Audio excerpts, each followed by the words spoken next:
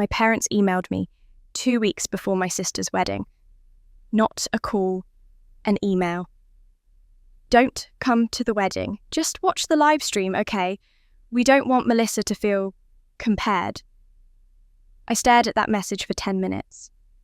34 years of being invisible, and they couldn't even pick up the phone to erase me completely. So I typed back one word. Sure. That's when their panic began. Because what they didn't know was that I'd just discovered something about our grandmother's will they had been hiding for 5 years. Something about the $33,000 they'd taken from me. Something about the lies they'd built their perfect family on. The morning of the wedding, my phone exploded 47 missed calls. But I was in Napa Valley sipping wine, watching their world unravel from 800 miles away.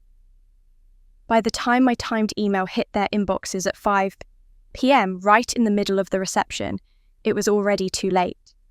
They wanted me invisible. I gave them something they couldn't ignore. And what happened next? Let's just say my sister's marriage didn't even make it through the night. This is the story of how I stopped shrinking and finally took up space. My name is Rebecca Torres. I'm 34 years old, a financial consultant in Seattle, and for most of my life I've been very good at being invisible. I live in a small but comfortable apartment in Capitol Hill with a view of the Space Needle, if I crane my neck just right. My office downtown handles portfolios for mid-sized tech companies, and I'm good at what I do, really good. Last year, I helped 3 startups navigate their Series B funding rounds. The year before that, I saved a family business from bankruptcy with a restructuring plan that took me 6 weekends to perfect. My boss calls me reliable. My clients call me brilliant. My parents, they call me when they need money. That's not bitterness talking. It's just a fact I've learned to accept the same way I've accepted that the sky is blue and Seattle rain comes without warning. I wasn't always invisible. When I was 7, I brought home straight A's, and my mother patted my head absently while helping my 5-year-old sister Melissa tie her shoes. When I was 12, I won the regional spelling bee. My father said, "That's nice, honey," and then spent an hour coaching Melissa through her times tables because she was struggling. When I was 16 and got into every college I applied to with scholarship offers, my parents threw a small dinner. 2 months later, when Melissa barely scraped into community college, they threw her a surprise party with a DJ and a cake that cost more than my entire graduation gift. I learned early that being good wasn't enough. Being exceptional wasn't enough. Because Melissa needed them more, a need I discovered is more powerful than achievement. So I learned to make myself smaller. I stopped mentioning promotions at work. When I bought my first car with my own money, I didn't send photos to the family group chat. When I was featured in Seattle Business Monthly for my work with women-owned startups, I didn't share the article. I told myself I was being humble, but really, I was just tired of celebrating alone. Instead, I helped, quietly. 3 years ago, when Melissa's car broke down, I sent $1,200 for repairs. Last year, when my parents needed a new water heater, I covered the $2,800 installation. When Dad mentioned his medication was getting expensive, I started sending $500 every month, no questions asked. They never said thank you, but they never said no either. I kept thinking that one day they'd see me. Really see me.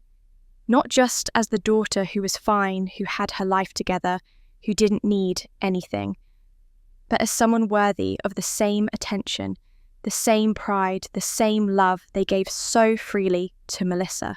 Therapy, which I started 6 months ago, has a word for what I was doing people-pleasing. My therapist, Dr. Chen, says I was trying to earn something that should have been given freely. She's probably right, but knowing that and feeling it are 2 different things. I thought I had made peace with my role in the family, the dependable one, the invisible one, the one who showed up when needed and disappeared when not. I'd built a good life despite them, I told myself. I had work. I loved friends who actually remembered my birthday, a savings account that proved I didn't need anyone. I thought I was fine. And then, on a Tuesday afternoon in late September, I opened my email between client calls and saw a message from my father. Subject line, about Melissa's wedding. I clicked it open, expecting a request for money, or maybe a reminder about the date. I didn't know the message waiting in my inbox would change everything. The email wasn't long. My father had never been one for unnecessary words. Rebecca, good news, Melissa is getting married. Tom proposed last weekend. They're planning a November wedding. Thought you should know. Dad. I read it twice, then a third time, waiting for my chest to tighten with the familiar ache of being an afterthought. But it didn't come. Instead, I felt something unexpected, genuine happiness. Melissa was getting married. My little sister, who'd always struggled to finish what she started, had found someone who loved her enough to commit. That was worth celebrating, wasn't it? I pulled up a new message and started typing immediately, fingers flying across the keyboard with an enthusiasm I hadn't felt about family matters in years. Dad, that's wonderful. Please tell Melissa congratulations from me. I'd love to help however I can. Budgeting, planning vendor research, anything she needs. I have some great connections with florists and caterers in the area if she wants referrals. Just let me know. Rebecca. I hit send and felt a strange lightness. Maybe this could be a turning point. Maybe a wedding, something joyful and new could bring us closer. I'd be the supportive older sister. I'd help make Melissa's day perfect. Perhaps finally they'd see me as someone who mattered, not just someone who wired money when emergencies arose. My phone buzzed 20 minutes later. A text from my mother. Melissa has everything handled, but thank you. 6 words. I stared at them, trying to find warmth in the periods and spaces. There wasn't any. I typed back anyway, refusing to let the coldness seep in. Of course, I'm just excited for her. When's the dress shopping? I'd love to come down for that if she wants company. The response came faster this time. Already done. She went with her bridesmaids last weekend. I set my phone down carefully, the way you'd set down something fragile that might shatter if you weren't gentle enough. Melissa had gone dress shopping with her bridesmaids, people who'd been invited, people who'd been told. I hadn't even known she was engaged until today. Over the next 2 weeks, I learned about the wedding the way strangers learn about celebrities through scattered mentions and social media posts I wasn't tagged in. Melissa posted a photo of her bridal party in matching robes, champagne glasses raised, 8 women I'd never met. The caption read, "My girls can't do this without you." I wasn't in the photo. I wasn't one of the girls. My mother posted about a wonderful family planning session at their house in Bellevue. I found out about it 3 days after it happened, when my aunt commented asking if the venue was finalised. I told myself it was fine. I lived in Seattle, they were in Bellevue, barely 30 minutes away, but still. Maybe they thought I was too busy. Maybe they didn't want to bother me. Maybe I was reading too much into normal wedding chaos. Then, the text from Melissa started. The first one came on a Thursday evening. "Hey, for the wedding, don't wear anything too fancy, okay? Just something simple." I frowned at my phone. It was an odd thing to specify 3 months in advance, but I replied, "Of course. Do you have a colour scheme I should avoid? Just keep it low-key." The next week. "Also, at the reception, don't talk too much to the guests. Tom's family doesn't really know you, and I don't want them getting the wrong impression." Wrong impression of what? I typed the question, then deleted it, typed it again, deleted it again. Finally sent back, "Sure, no problem." A few days later, Mom said, "You're good at toasts, don't do one. I already have enough people speaking." I hadn't offered to make a toast, hadn't even been asked to be in the wedding party. But now, I was being told not to do something I'd never volunteered for. Each message felt like a small cut, individually minor, but accumulating into something that made it hard to breathe. I was being managed, contained, preemptively blamed for problems I hadn't created.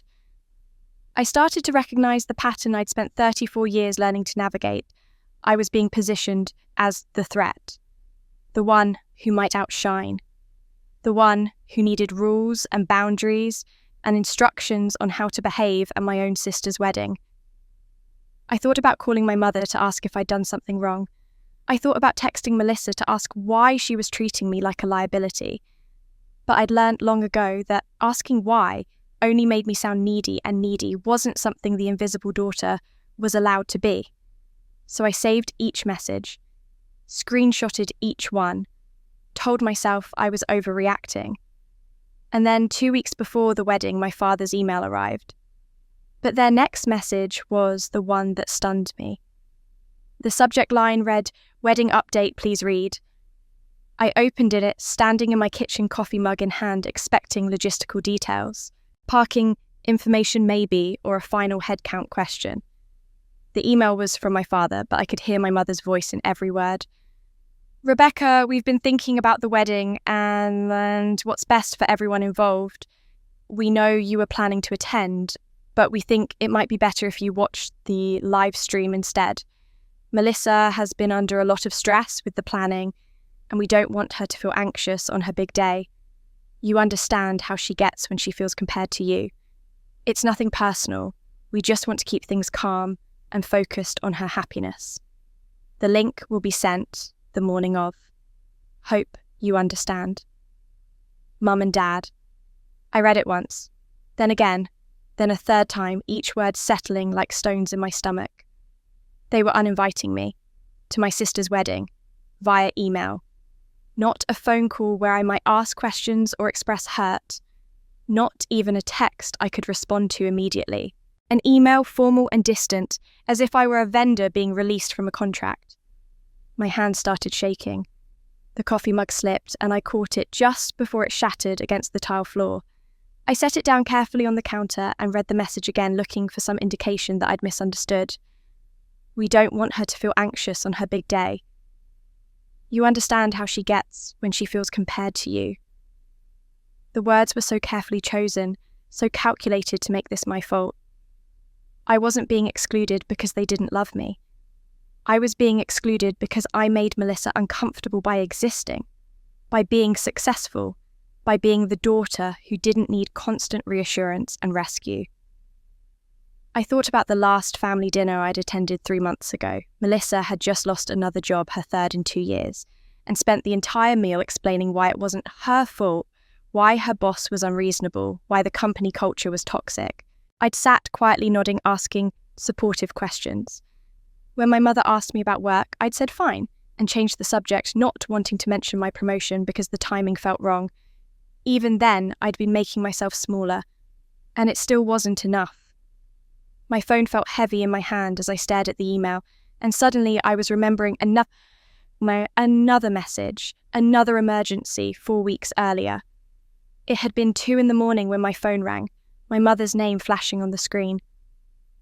I'd answered in a panic, heart already racing. "Rebecca, it's your father." Her voice was thick with tears, barely coherent. "He's had a stroke. We're at the hospital. They need to do tests, special tests, but insurance won't cover them. $8,000. We need $8,000 right now, or they can't proceed." I was out of bed before she finished speaking, laptop open, pulling up flight booking sites. "I'm coming home. I can be there in 4 hours. "No," her voice turned sharp. "Don't come. We don't need you here taking up space in the waiting room. We need the money. That's what helps. Can you send it?" Something in her tone felt wrong, but my father was in the hospital. People don't think clearly during emergencies. People say things they don't mean when they're scared. "Of course," I'd said. "Give me the hospital name, and I'll call them directly to..."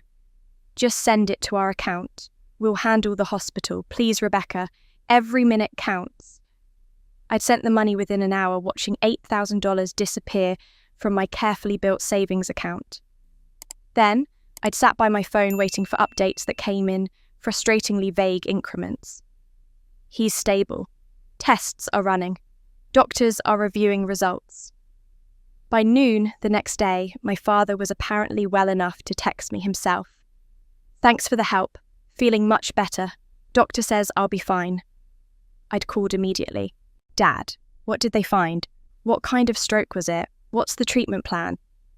Oh, they did all sorts of tests, gave me some medication. I'm recovering well. But what did they say specifically? Do you need physical therapy? What about follow-up appointments? They'll monitor it. Don't worry so much, Rebecca. I'm fine now. The conversation had felt like trying to hold water in my hands, nothing substantial I could grasp. When I'd asked for the hospital name so I could speak to his doctors directly, he'd gotten irritated. I'm not a child. I can manage my own healthcare. We appreciate the money, but don't helicopter. I'd let it drop. Told myself I was being paranoid that stroke recovery could be surprisingly quick with proper intervention, that my father had always been private about medical issues. But now, staring at this email uninviting me from the wedding, something clicked into place. $8,000 4 weeks ago. A wedding that was suddenly much more elaborate than Melissa's budget should have allowed. A father who'd recovered with supernatural speed and never mentioned his stroke again. I pulled up my banking app and looked at the wedding timeline. The venue deposit, the expensive one Melissa had posted about with the waterfront views and the crystal chandeliers, had been paid 2 days after I'd sent the money for Dad's emergency. My chest felt tight. My vision blurred at the edges. They'd lied. They'd fabricated a medical emergency to take $8,000 from me, then used it to fund a wedding I was now banned from attending. I sat down at my kitchen table and opened a reply to my father's email. My fingers hovered over the keyboard. I could write paragraphs. I could ask questions. I could beg them to reconsider, to explain, to see me for once in my life. Instead, I typed one word, sure. I hit send and felt something fundamental shift inside me. Not anger, not yet. Something colder, something that felt like a door closing on a room I'd been trying to enter my entire life. Their panic began long before the wedding day. The phone calls started within an hour. First my mother, then my father, then my mother again. I watched my phone light up on the kitchen table, vibrating with increasing urgency, and did nothing. Each call went to voicemail. Each voicemail said essentially the same thing, with slightly different words. Rebecca, call us back. We need to talk about this. Please call. I made myself a second cup of coffee and sat by the window, watching rain streak down the glass. My phone buzzed again, another call. I let it ring through. What they didn't understand, what I was only beginning to understand myself, was that I had nothing to say. For 34 years, I'd had plenty to say, and it had never mattered. I'd explained my feelings, justified my hurt, asked for clarity, begged for inclusion. Words had gotten me nowhere. So I was done using them. My phone buzzed with a text. My father this time, Rebecca, your mother is very upset. Please call us so we can discuss this like adults. I typed back. I said it's fine. Enjoy the day. Another buzz immediate. You don't sound fine. I am. Have a wonderful wedding. I silenced my phone and set it face down on the table. The apartment felt extraordinarily quiet. Outside, Seattle went about its business, cars splashing through puddles, someone's wind chimes tinkling on a nearby balcony, the distant sound of a siren. Normal life continuing. My phone lit up even on silent, the screen glowing against the dark wood. I flipped it over and saw 17 missed calls. It had been 2 hours. The texts from Melissa started that evening. Why is everyone asking me if you're okay? Mom says you're upset, but you told her you're fine. Which is it? You're making this about you. This is my wedding. I stared at that last message for a long time. Read it over and over until the words started to look strange the way words do when you focus on them too hard. You're making this about you. I hadn't told anyone anything. I hadn't posted on social media, hadn't called relatives to complain, hadn't sent group texts about being excluded. I'd said, sure, and gone silent. And somehow that silence was making it about me.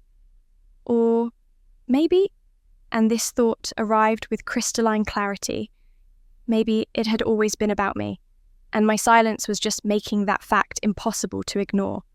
I typed back to Melissa. I'm not upset. I'm respecting your wishes. wishes. I hope you have a beautiful day." Her response came fast. "Then why is Mum crying?" I didn't answer that. There was no answer I could give that wouldn't be used against me. If I said I don't know, I'd be accused of playing dumb. If I said because she feels guilty, I'd be accused of being vindictive. The game was rigged, and I was finally understanding the rules. My mother's voicemail from that night was 7 minutes long. I listened to it once, phone pressed to my ear as I stood in my dark kitchen. "Rebecca, I don't understand why you're being like this. We thought you'd understand what we were trying to do. Melissa needs this day to be perfect, and you know how she gets when she feels overshadowed. We're not saying you're not important. We're just saying that maybe for one day we could focus on her without complications. Your father and I talked about it for weeks. We thought you'd be mature enough to see that this is best for everyone.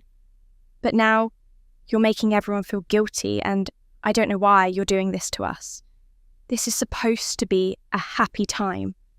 Can't you just be happy for your sister? Call me back, please." I deleted the voicemail and noticed my hands weren't shaking anymore. That cold, settled feeling in my chest had spread through my entire body. It felt like clarity. It felt like armor. Another text from my father. "We're just trying to keep peace. You know Melissa, you know how she is. We thought you'd be the bigger person." And there it was, the script I'd been following my entire life laid out in black and white. Be the bigger person. Shrink yourself. Make it easy for everyone else. Don't cause problems by having needs or feelings or boundaries. They'd sent that email expecting me to argue. They'd wanted me to push back, to plead my case, to give them reasons why I deserved to attend my own sister's wedding. And then they could point to my reaction, my tears, my anger, my hurt, and say, "See, this is why we didn't invite her. She's too emotional. She makes everything difficult. We were right to exclude her." But I hadn't argued. I'd said sure, and now they didn't know what to do with me. My silence had broken their narrative. Without my cooperation, they couldn't paint me as the dramatic, difficult daughter. They couldn't position themselves as the long-suffering parents dealing with an unreasonable child.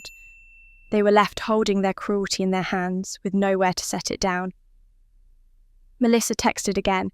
"Seriously, you need to call Mum. She's making herself sick over this."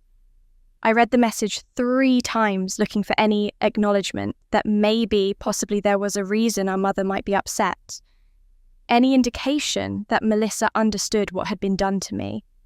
There was nothing. Just accusation wrapped in family obligation, delivered with the assumption that I was the one behaving badly. I wondered if Melissa even knew about the email, or if our parents had hidden that from her too, letting her think I'd chosen not to come, painting me as the selfish one who couldn't be bothered to show up for her sister's big day. The calls and texts continued through the night, increasing in frequency and desperation. I turned my phone completely off at midnight and slept better than I had in months. When I turned it back on the next morning, I had 42 missed calls and 67 text messages. That morning, I made my first real decision.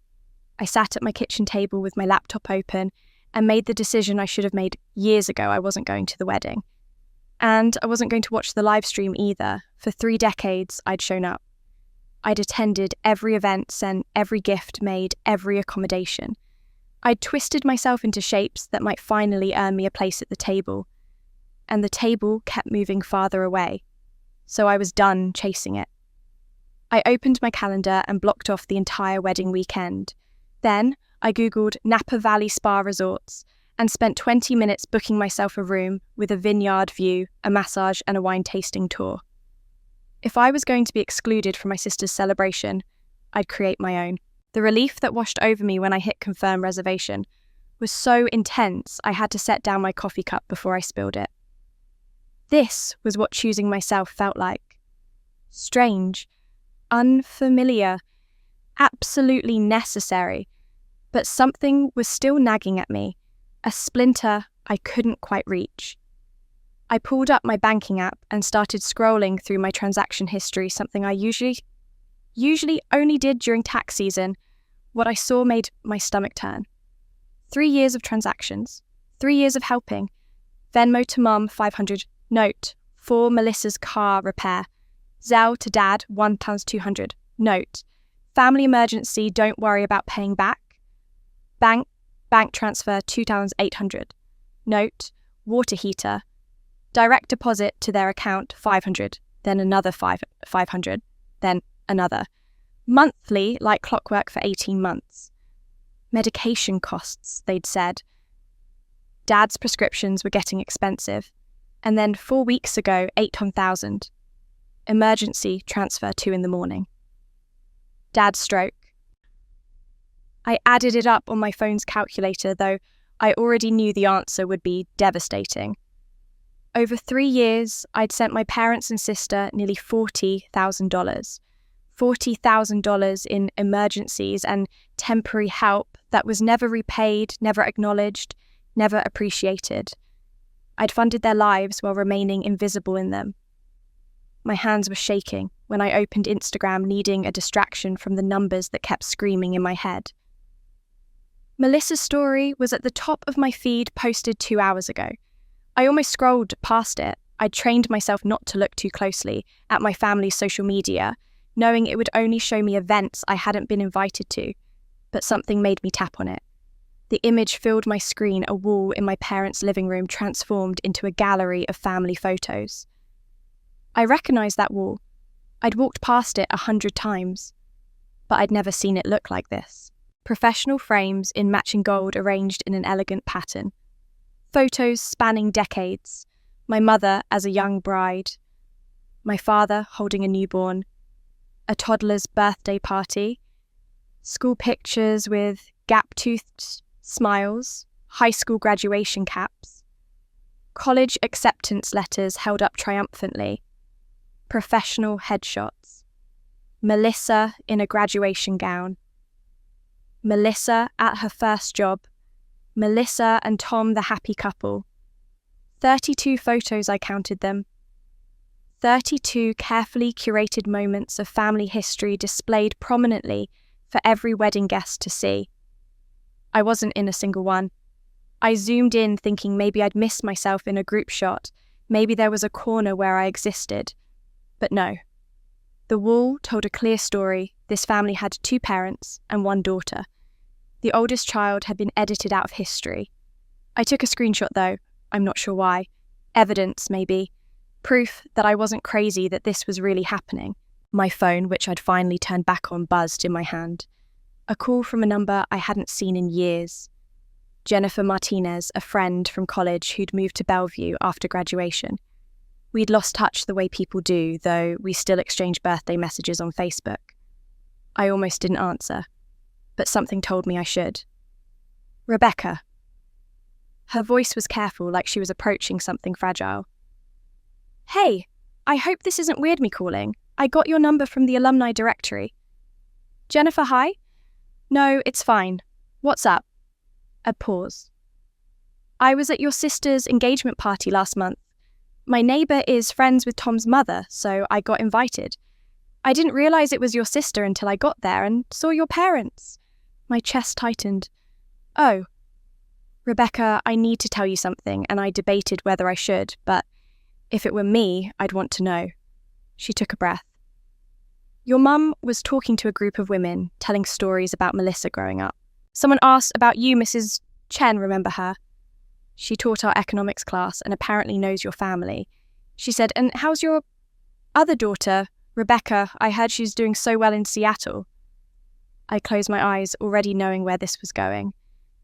Your mum looked confused for a second, then laughed and said, oh, we really only have 1 daughter. Melissa keeps us so busy, we don't have energy for anyone else. She said it like it was a joke, but Rebecca, it wasn't a joke. She spent the whole party talking about Melissa like she was an only child. Several people asked me afterward if you existed or if they'd imagined you. My hand holding the phone had gone numb. She said that. I'm so sorry. I thought you should know. That's not an accidental comment. That's not misspeaking. That's a choice. We talked for a few more minutes, though I don't remember what I said. When I hung up, I sat very still, staring at the Instagram story still open on my screen, the photo wall, the engagement party, the wedding invitation I'd never received, followed by the email banning me from attending. This wasn't favoritism anymore. This wasn't just choosing one daughter over another. This was erasure. Systematic, intentional, complete. They were deleting me from the family story one event at a time, one photo wall at a time, one party conversation at a time. And they'd been doing it for longer than I'd realised. I thought about calling them, demanding an explanation, asking why. But I already knew why. Melissa needed to be the only daughter to feel special, and they loved her enough to make me disappear. My laptop was still open to my banking history. $40,000. $40,000 given to people who were telling strangers I didn't exist. I opened my email and started typing a new message to my therapist, requesting an emergency session. Then I pulled up my contacts and scrolled to a name I'd been avoiding for weeks. Sarah Chen, a lawyer friend from my gym who'd mentioned once that she handled family law cases. I was done being invisible, but I needed to understand my options first. Then my phone rang an unexpected name. Aunt Carol's name lit up my phone screen. My father's older sister, a woman I'd seen maybe twice a year at Thanksgiving and Christmas, always warm but distant, in that way extended family often is. We'd never talked on the phone outside of holiday scheduling. I answered, curious and cautious. Aunt Carol? Rebecca, honey. Her voice was tight-controlled in a way that suggested she was working very hard not to explode. I need you to tell me something, and I need you to be honest with me. Are you not coming to Melissa's wedding? The question hung in the air between us. I could lie, make excuses, smooth it over the way I'd smoothed over everything else in my life. Instead, I told the truth. I wasn't invited. Well, I was uninvited. My parents sent me an email 2 weeks ago saying I should just watch the live stream instead of attending. They said Melissa would be too stressed if I was there. The silence that followed was so long I thought the call had dropped. Then Aunt Carol spoke and her voice was ice. They did what? I'd never heard her sound like that. Aunt Carol was the peacekeeper at family gatherings, the one who smoothed over Dad's gruffness and changed subjects when arguments started. But there was no peace in her voice now. They emailed you, telling you not to come to your own sister's wedding. Yes. And their reason was that you'd stress out Melissa by existing in her vicinity. When she put it like that, the absurdity of it hit me fresh. Essentially, yes. She made a sound that was half laugh, half something darker. Rebecca, I need to tell you something, and I need you to sit down if you're not already sitting. I was sitting, but my entire body tensed. Okay. I've been moving houses this month, downsizing, finally getting rid of 40 years of accumulated junk. Last week, I was going through boxes in my garage, stuff from when your grandma Rose died, things I'd stored for your dad that he never came to pick up, old photo albums, some of her jewellery, paperwork, and I found something. She paused and I heard papers rustling. I found a copy of your grandmother's will, dated 5 years ago, 3 months before she passed, notarized, signed, completely legal, and, Rebecca, she left you something. My mouth went dry. What do you mean Grandma didn't leave me anything? Mom said she didn't have a will, that everything was split evenly between you and Dad. That's what they told everyone. Aunt Carol's voice was shaking now. But that's not what this document says. Your grandmother left specific bequests. To me, she left her pearl necklace and $5,000. To your father, she left the family photo albums and £10,000. And to you, Rebecca, she left $15,000, her sapphire ring, the one that belonged to her mother, and a handwritten letter. I couldn't breathe. The kitchen seemed to tilt around me. That's not possible. I never received any of that. I didn't even know she had a will. Because your parents never told anyone it existed. I could hear Aunt Carol moving around more papers shuffling. When Mom died, your father was named executor. He was supposed to file the will with probate court and distribute everything according to her wishes. Instead, he told the family there was no will, and everything went through intestate succession, which meant he and I split everything 50-50 as her only children. You got nothing, because legally, without a will, grandchildren don't inherit when parents are still alive. But why would they hide it? I don't know, honey, but I have the will right here. It's definitely real. I remember Mum talking to her lawyer about updating it the year before she died. She mentioned wanting to make sure you were taken care of specifically. She worried about you said you were always getting overlooked. Tears were burning in my eyes. Grandma Rose had seen me. Even then she'd seen me. Aunt Carol, are you sure this is legitimate? Could it be a draft or something that was never finalised? It's notarized. It has witness signatures. It's dated 3 months before she died, which means it was her final will. This is legal, Rebecca, and it was deliberately hidden. I thought about the timeline. 5 years ago, right after Grandma's funeral, when I'd asked Mum if Grandma had left any messages for me. She loved you, sweetie, but she didn't leave anything specific in writing. You know how she was not sentimental about material things. I'd accepted that, believed it, mourned my grandmother without ever knowing she'd thought of me at the end, had tried to give me something that was just mine. I'm overnighting you copies of everything, Aunt Carol continued. The will, the letter, I haven't opened it. It's sealed with your name on it and photos of the ring so you know what you're looking for. Rebecca, I need you to understand something. This isn't just about money or jewellery. This is fraud. What your parents did is illegal. They claimed the 15,000, I said, slowly pieces clicking into place. They took it and never told me. Almost certainly. I'm going to look through my records, see if I can figure out where that money went. But, Rebecca, honey, I want you to know I had no idea. None. If I'd known this will existed, I would have made sure you got what Mum wanted you to have. I believed her. Aunt Carol might be my father's sister, but she'd always been fair, always been kind. And right now, she sounded disgusted. Do you know when they took the money? I asked. Based on the date of death and how long probate usually takes, they would have had access to Mum's accounts within 3 to 4 months of her passing. So we're talking about 4.5 years ago, give or take. 4.5 years ago. I pulled up my old bank records on my laptop, scrolling back. Found what I was looking for in November 4.5 years ago. A text from my mother. Melissa's in a bit of financial trouble. Credit card debt got out of hand. Can you help with 1,000 as we're trying to teach her responsibility? I'd sent the money immediately, worried about my little sister. And 2 months later, Melissa's getting back on track, but she needs a bit more help. We're covering most of it, but could you contribute 100? I'd sent that too. My voice came out flat empty. How much credit card debt did Melissa have 4.5 years ago? Aunt Carol was quiet for a moment. Rebecca, why are you asking that? Just answer the question, please. Your mother mentioned it at Thanksgiving that year. Said Melissa had gotten into about 12,000 of credit card debt and they were helping her pay it off. Your dad was frustrated because they had just paid for her to go back to school and then she'd racked up all these charges. Why?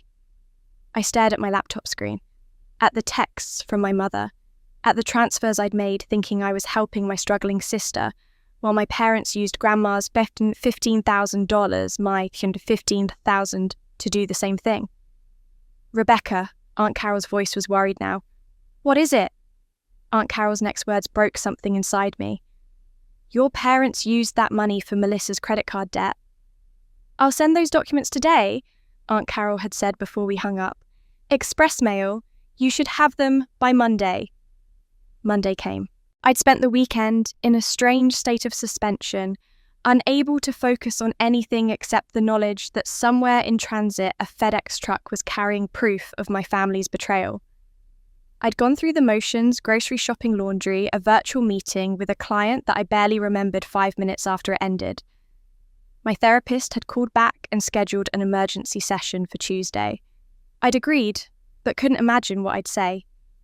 The words felt too big, too sharp to fit into the neat 50-minute therapeutic container. The package arrived at 11 in the morning. I signed for it with hands that had started shaking the moment I saw Aunt Carol's return address label. Inside the padded envelope were 3 items: a manila folder containing photocopies of the will, a small jewellery box, and a sealed letter with my name written in handwriting I recognised instantly. My grandmother's script, elegant and slightly shaky from the arthritis that had plagued her final years. I sat on my couch with everything spread out in front of me.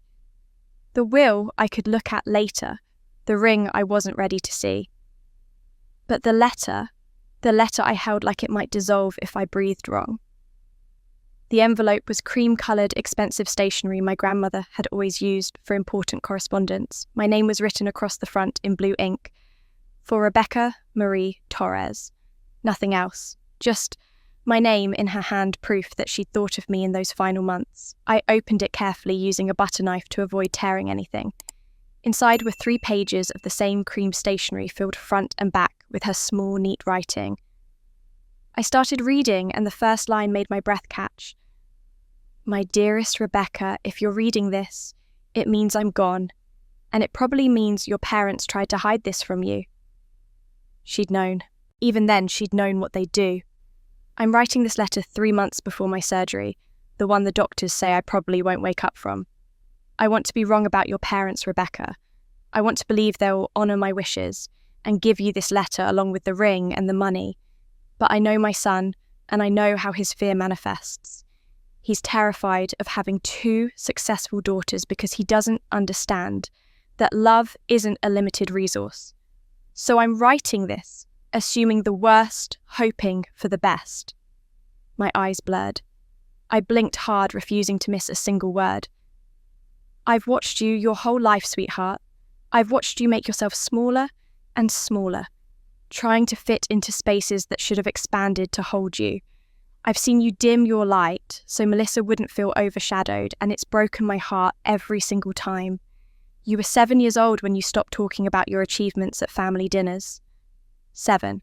You'd learned already that your successes made other people uncomfortable, so you hid them away like shameful secrets. I remembered that. 2nd grade, coming home with the prize for the school reading competition. My mother had been helping Melissa with basic addition, and I'd waited for a pause in the lesson to show them my certificate. "That's wonderful, honey," Mom had said without looking up. "Go put it on the fridge." But the fridge was already covered with Melissa's drawings, her spelling tests with smiley faces, her participation ribbons. There was no room for my certificate, so I'd put it in my desk drawer instead, and nobody ever asked to see it again. "You are the strongest one in this family, Rebecca." Grandma's letter continued. "Not because you never break, everyone breaks, but because you've been breaking quietly for decades and nobody notices. You're the kindest, the most honest, the most capable, and one day they're going to realise what they lost. But by then, I hope you'll be so far beyond them that their regret won't matter." I had to stop reading, set the pages down on the coffee table, and press my palms against my eyes, trying to hold back tears that came anyway.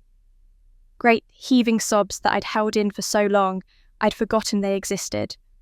I cried into my hands alone in my apartment, mourning not just my grandmother, but the child I'd been, who'd needed so desperately to hear these words decades ago.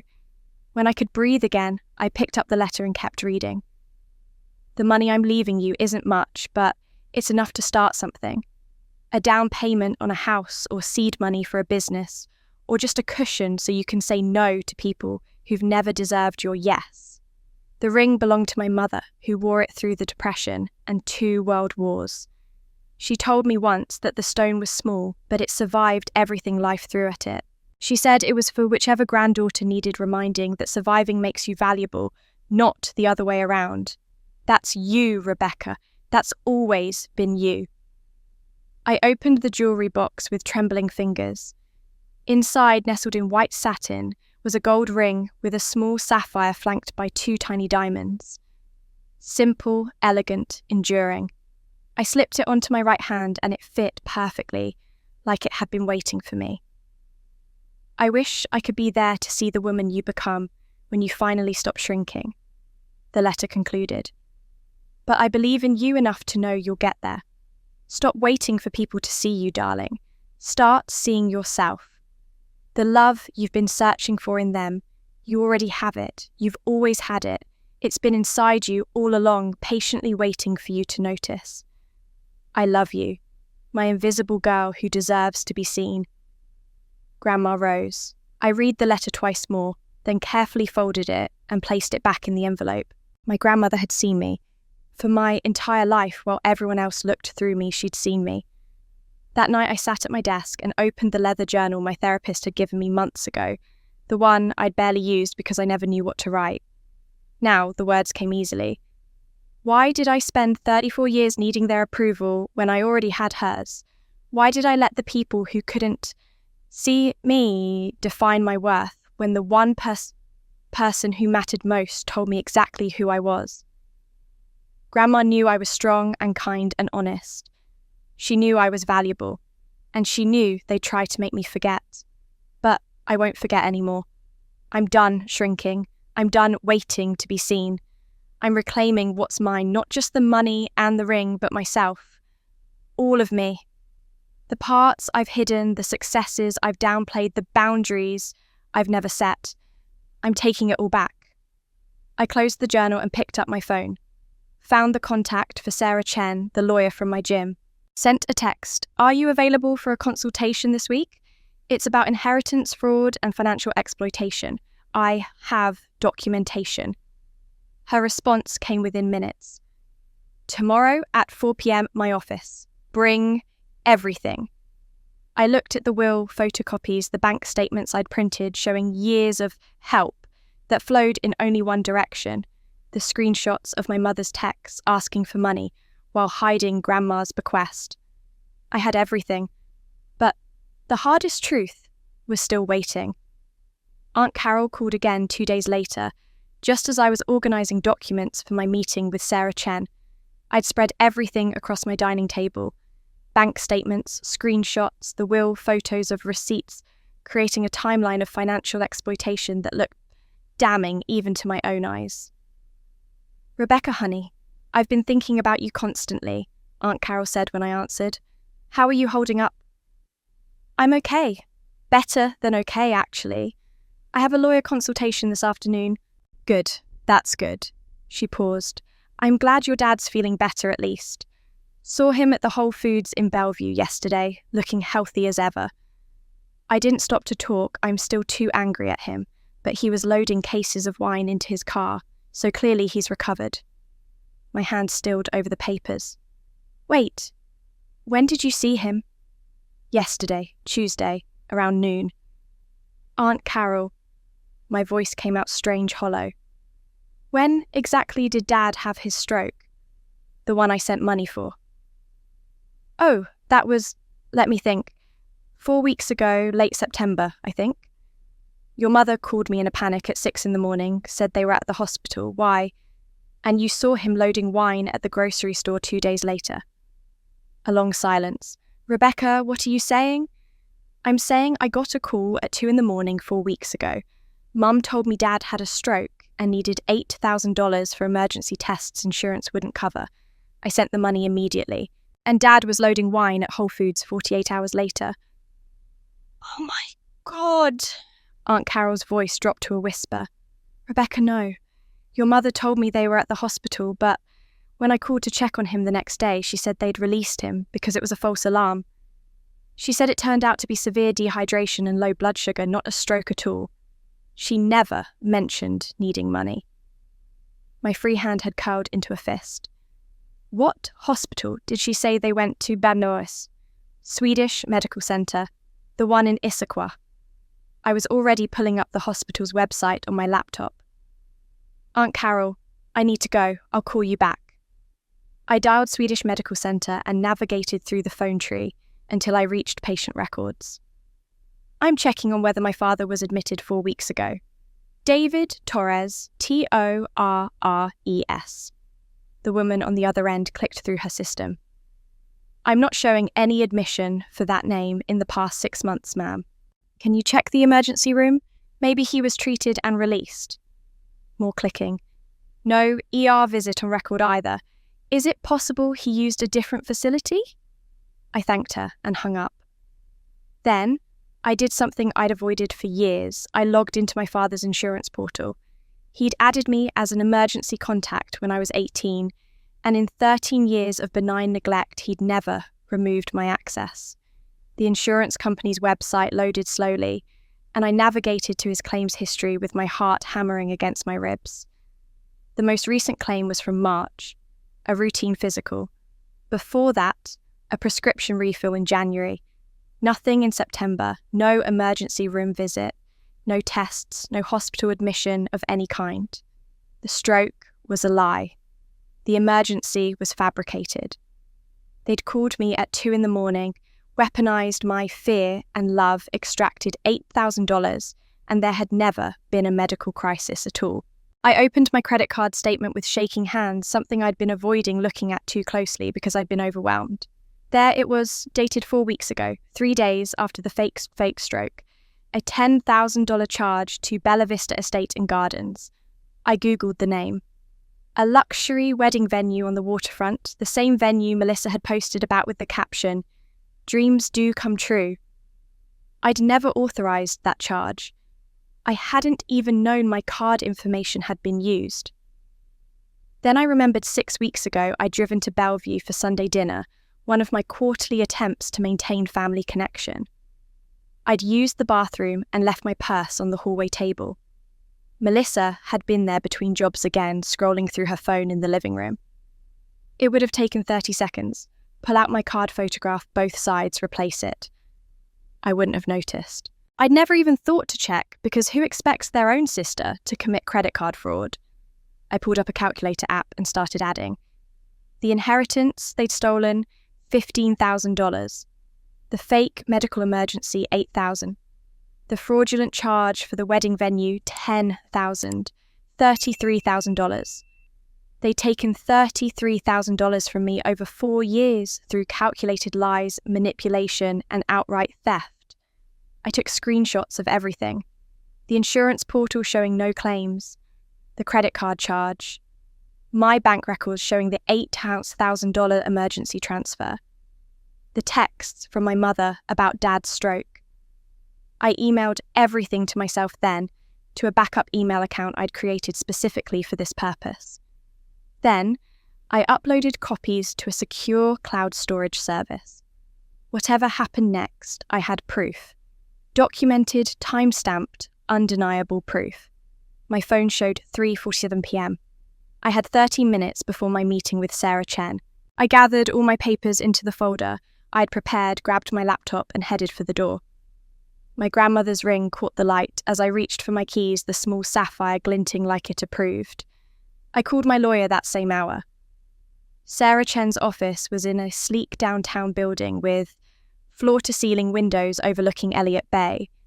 She met me in the reception area herself, professional in a charcoal suit, her handshake firm and reassuring. "Rebecca, come in. Can I get you water, coffee?"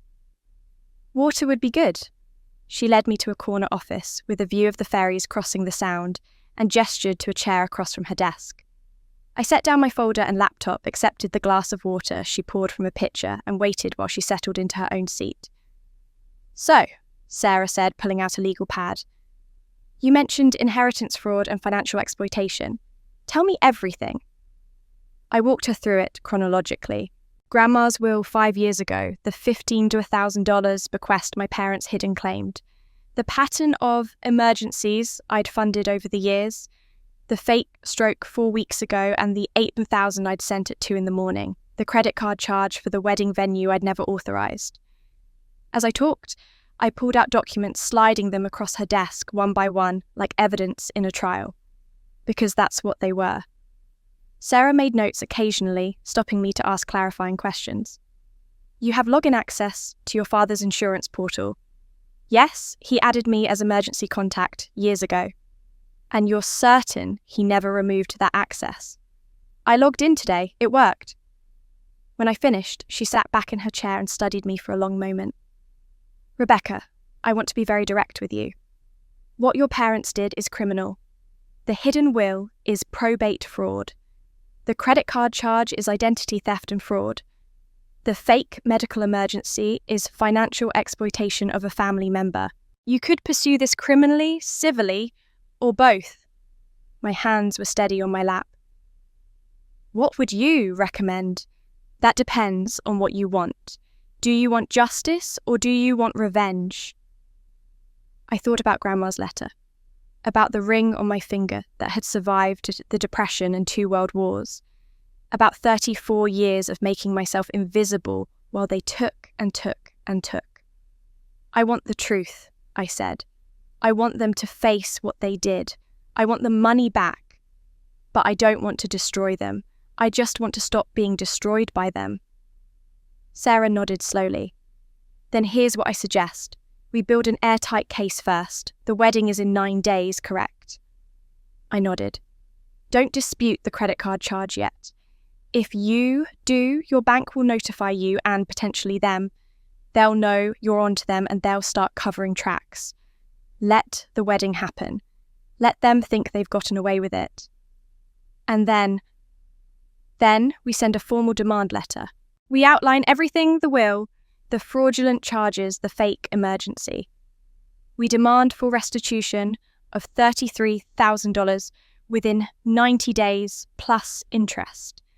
We give them the option to make this right quietly as a family matter. But we make it clear that if they refuse, you're prepared to file both criminal charges and a civil suit. Will that work? It depends on whether they're more afraid of legal consequences or public shame. Either way, you'll get your money back. The question is whether you want to press charges beyond that. I looked out at the ferries on the water, small and determined against the vastness of the sound. Can I decide that later? Absolutely. We'll prepare for every possibility. But Rebecca, I need you to understand once we send that letter, your relationship with your family will fundamentally change. There's no going back to how things were. How things were, I said quietly, was me being invisible. I'm okay with that changing. She smiled, and it was approving. Good, then let's get started. My therapy appointment was the next morning. Dr. Chen, no relation to Sarah, as she always reminded me with a laugh, sat in her usual chair across from me, notepad balanced on her knee. You sounded urgent on the phone, she said after we'd settled. What's happened? I told her about the wedding ban, about Grandma's letter about the money, and the lies. When I finished, I said the thing that had been eating at me since I'd first read that email from my parents. I feel guilty for protecting myself, for getting a lawyer, for not just letting it go. Dr. Chen set down her notepad and leaned forward. Rebecca, let me ask you something. If a stranger stole $33,000 from you, would you feel guilty about reporting it? No, of course not. Then why do you owe your parents more grace than you'd give a stranger? I opened my mouth to answer and found I couldn't, because the answer, because they're family, suddenly sounded hollow. Good parents, Dr. Chen continued, don't force their children to choose between love and self-respect. They don't make you shrink to earn affection. They don't steal from you and then make you feel guilty for noticing. You're not protecting yourself from love, Rebecca. You're protecting yourself from abuse dressed up as a family obligation. Something in my chest cracked open. It's abuse. Financial exploitation is abuse. Emotional manipulation is abuse. Making someone feel invisible unless they're useful, that's just abuse. Just because it's subtle doesn't make it less real. I sat with that for a long moment. Abuse. I'd never used that word for what my family did. It felt too dramatic, too harsh. But when I thought about any other relationship where someone took your money through lies, erased you from family history, and banned you from events while making you feel grateful for scraps of attention, I'd call that abuse without hesitation. What do I do now? I asked. What do you want to do? I thought about the Napa Valley reservation I'd made, about the email I was drafting time to send during the wedding reception. about the evidence folder sitting on my kitchen table. "I want to stop participating in my own erasure," I said. Dr. Chen smiled. "Then that's what you do." That night, I finalised my Napa Valley booking, upgraded to a suite with a balcony, scheduled the massage and the private wine tour, wrote the email that would go to my parents, Melissa, and key family members at 5 p.m. on the wedding day, attached the scanned will, the credit card statement, the insurance portal screenshots, kept the tone professional, factual, devastating. I set the email to send automatically, packed my evidence folder into my safe, and went to bed feeling the calmest I'd felt in weeks. Those emails would become the spark of everything that followed. 6 months before Melissa's engagement, before the wedding planning chaos, before the email that would change everything, David and Patricia Torres sat in the waiting room of Morrison and Blake Estate, planning their younger daughter beside them. The office smelled like leather and old money, all dark wood panelling and legal books that probably hadn't been opened in decades, but looked impressive on the shelves. Patricia fidgeted with her purse strap while David checked his watch for the third time. Melissa scrolled through her phone half-present, wondering why her parents had insisted she come to this appointment. "Mr. and Mrs. Torres, Melissa?" The receptionist smiled from behind her desk. "Mr. Morrison will see you now." Arthur Morrison had been the Torres family attorney for 15 years, handling everything from the purchase of their Bellevue home to Patricia's mother's estate 5 years ago. He was in his 60s, silver-haired, with the sort of calm demeanour that came from decades of witnessing family drama and maintaining professional neutrality. "David, Patricia, good to see you both." He shook their hands, then turned to Melissa. "And you must be Melissa. Your parents have told me so much about you." They settled into chairs across from his massive desk. Morrison pulled out a file and opened it, revealing documents covered in dense legal text. "So," he began, "you mentioned on the phone that you want to update your will. Can you walk me through what changes you're all looking to make?" David cleared his throat. "We want to make sure everything is clear. No ambiguity, no room for challenges down the line. We're leaving everything to Melissa, the house, the savings, the investment accounts, everything. And your other daughter?" Morrison asked, pen poised over his notepad. "Rebecca, is it?" "She's financially independent," Patricia said quickly. "Very successful. She doesn't need our help the way Melissa does. We want to make sure Melissa is taken care of." Morrison nodded, making notes. "That's certainly your prerogative. You can distribute your estate however you choose. Did you want to leave Rebecca anything?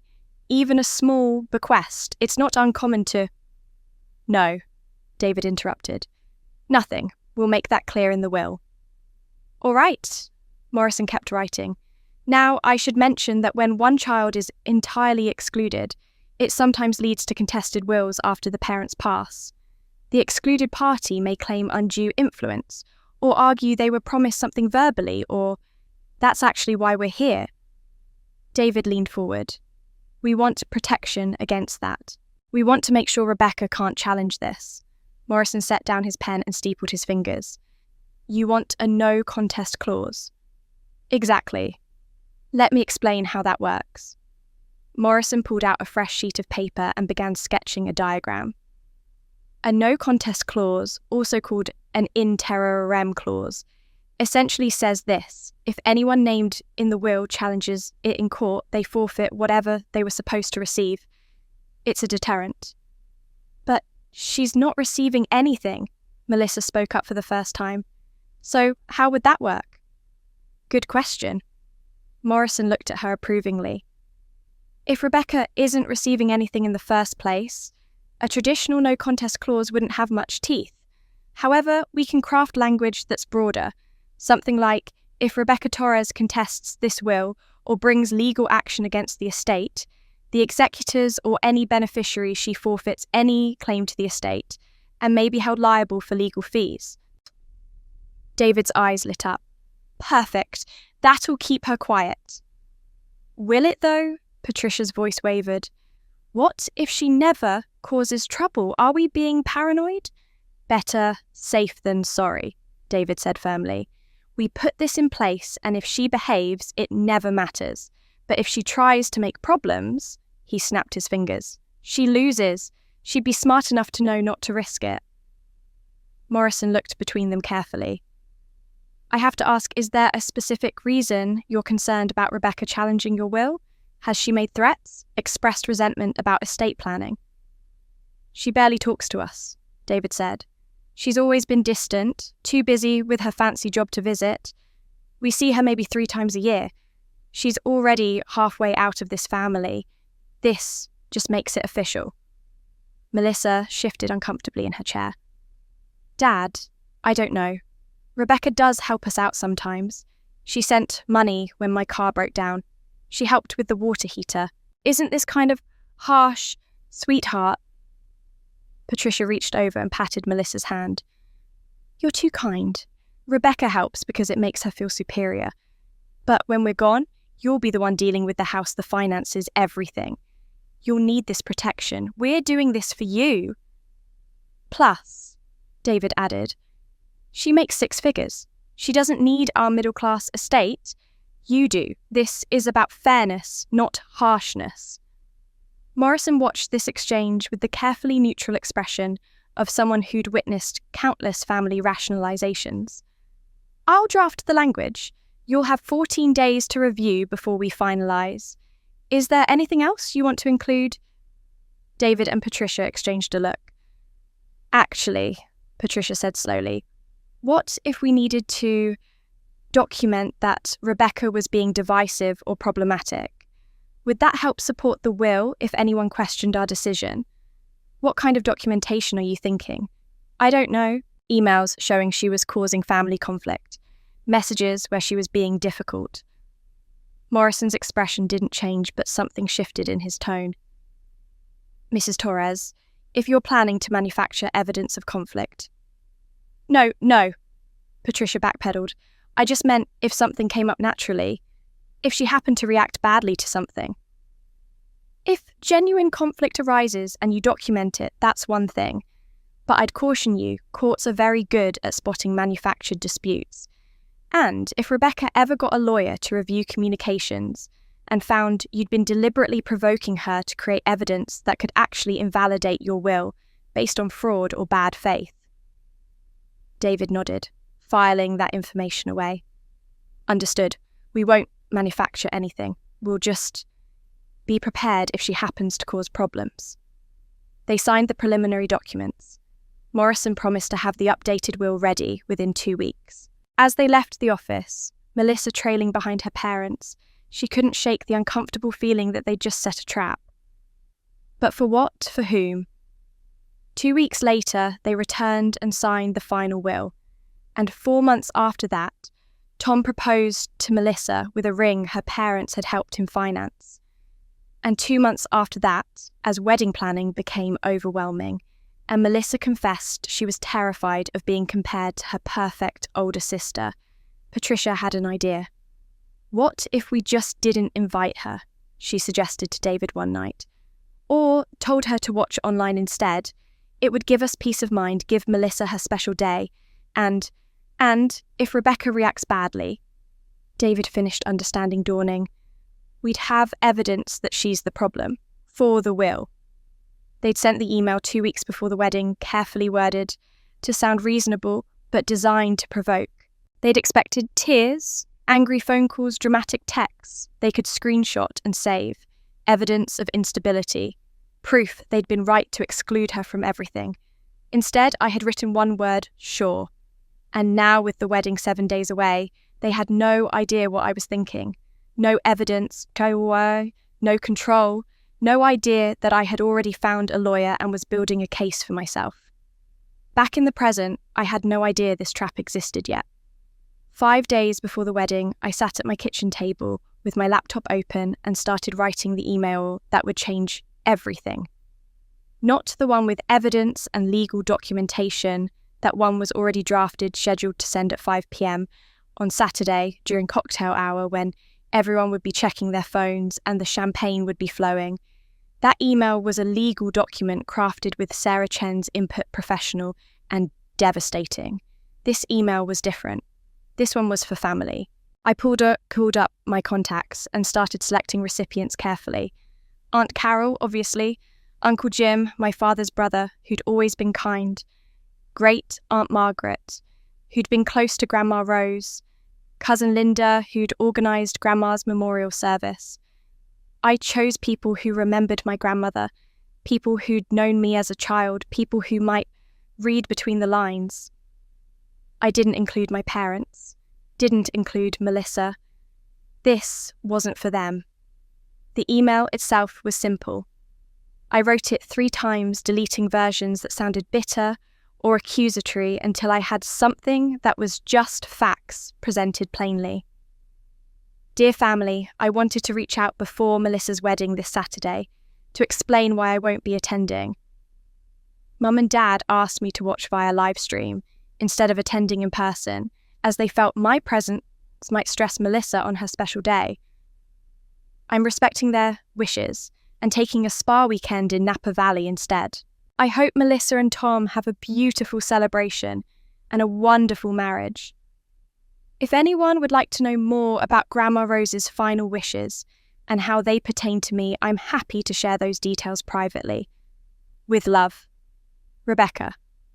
I read it 5 times, looking for anything that could be construed as vindictive.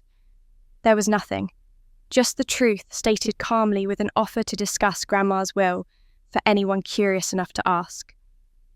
The people who loved me would read that sentence and know something was wrong. The people who didn't would skip right over it. I hit send at 9 p.m. on Monday night and then closed my laptop and went to bed. My phone started buzzing at 6 the next morning. Aunt Carol texting, "Just saw your email. I'm so sorry, honey. This is unacceptable." Then Uncle Jim, "Rebecca, what's going on? This doesn't sound right."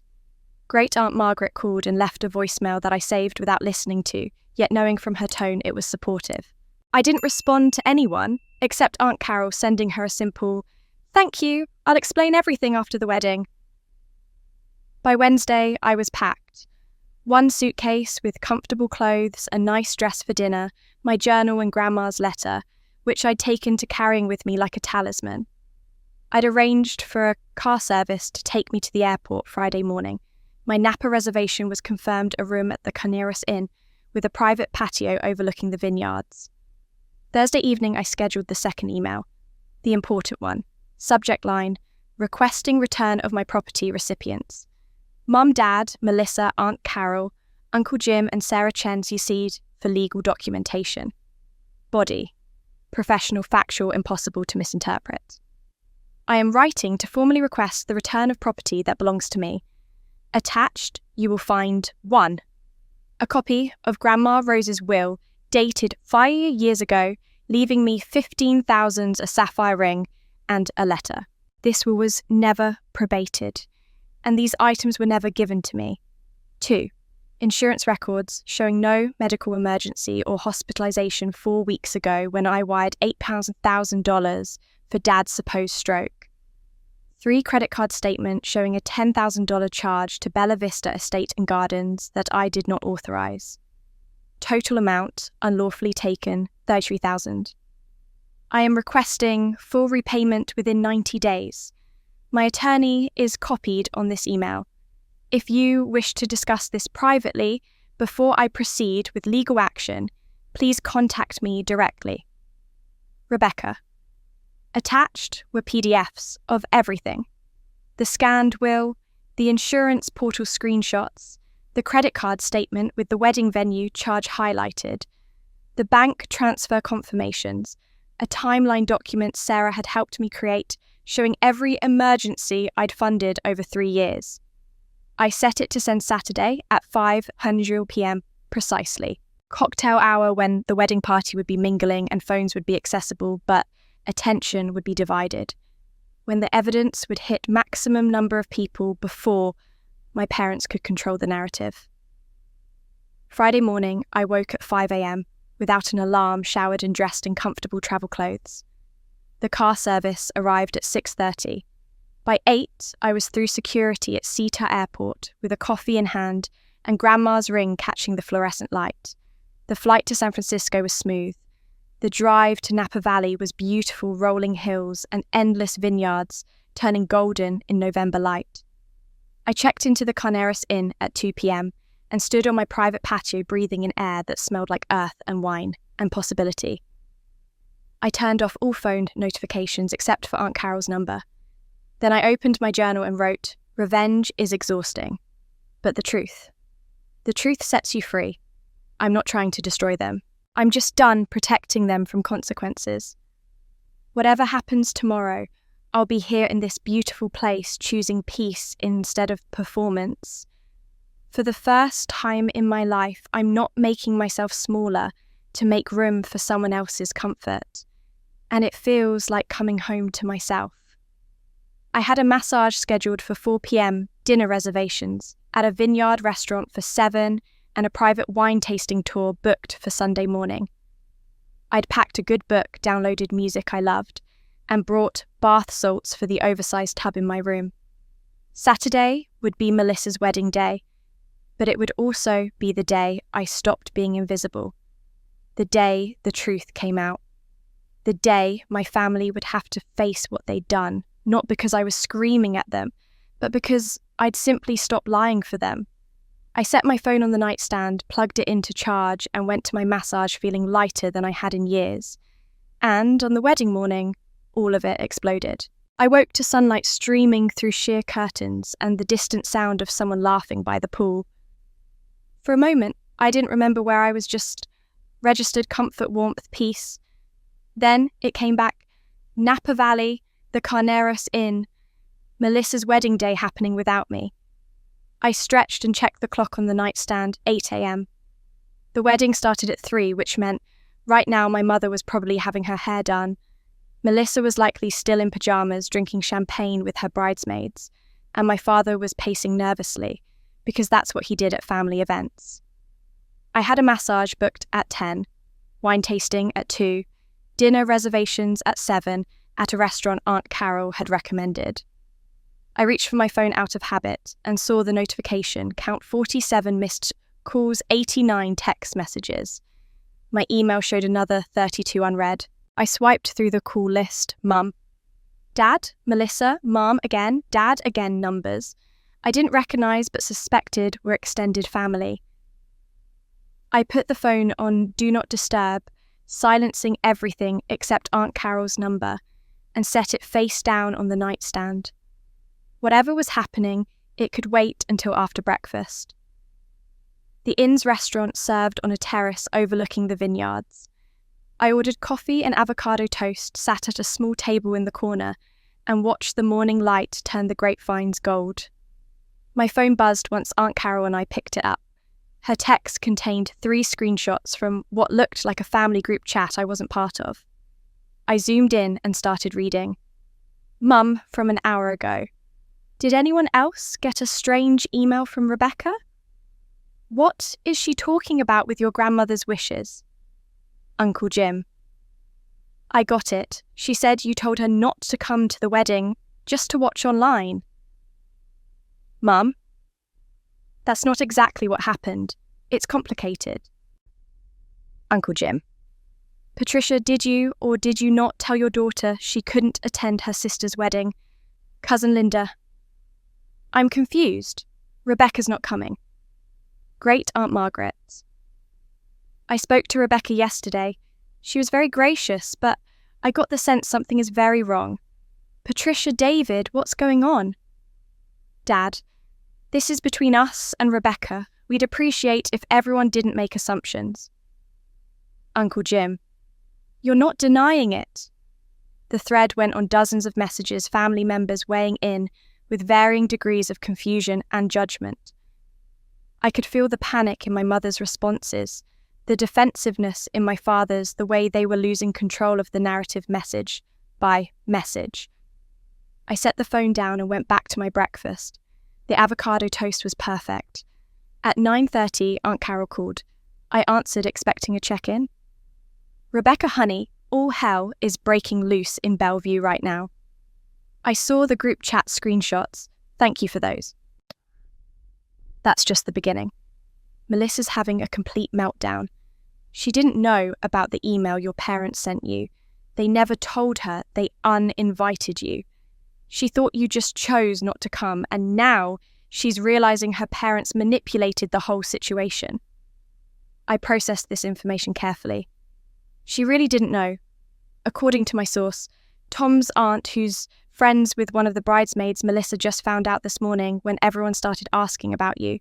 She called your mother screaming, "What did you do?" And now she's locked in the bridal suite, refusing to see anyone except her maid of honor. That's actually sad, I said, and meant it. Whatever else Melissa was, she'd been played by our parents too, just in a different way. There's more, Aunt Carol continued. People are cancelling. Great Aunt Margaret told your mum she's not attending a wedding that was built on excluding family. Uncle Jim and his wife are reconsidering. Your dad is apparently on the phone trying to do damage control, but everything he says makes it worse. I sipped my coffee and watched a couple walk hand in hand through the vineyard rows below the terrace. Aunt Carol, I didn't want to ruin Melissa's wedding. You didn't ruin anything, honey. They did. You just stopped pretending it was normal. There's a difference. After we hung up, I headed to the spa for my massage. My phone rang twice during the walk. Once from my mother, once from a number I didn't recognise. I silenced both calls and checked in at the reception desk. The massage was extraordinary. By the time I emerged an hour later, loose-limbed and peaceful, my phone showed 12 new missed calls. One was from a Seattle area code I almost didn't recognise until I saw the name Eleanor Harrison, Tom's mother. I'd met her once briefly at a family barbecue 8 months ago. She'd been gracious, asked about my work mention. Tom spoke highly of my financial advice when he'd asked me about mortgage rates in passing. We'd had maybe a 20-minute conversation total. Curious, I called her back. Rebecca, she answered on the first ring. Oh, thank God. I wasn't sure you'd call back. Do you have a few minutes? I do. Is everything okay? That's what I'm trying to figure out. Eleanor's voice was careful, measured. I'm hearing a lot of different versions of why you're not at the wedding today, and I wanted to hear the truth from you directly. Tom's told me you've always been kind to him, and some of what I'm hearing doesn't match the person I met. I sat on a bench outside the spa grandma's ring, catching the sunlight, and told her the truth. Not everything. Not the financial fraud, yet since that email didn't send until 5, but the basics. The email from my parents uninviting me. The years of being treated as invisible. The decision to spend the weekend choosing peace instead of attending where I wasn't wanted. Eleanor was quiet for a long moment when I finished. Rebecca Melissa told us you were too dramatic to invite.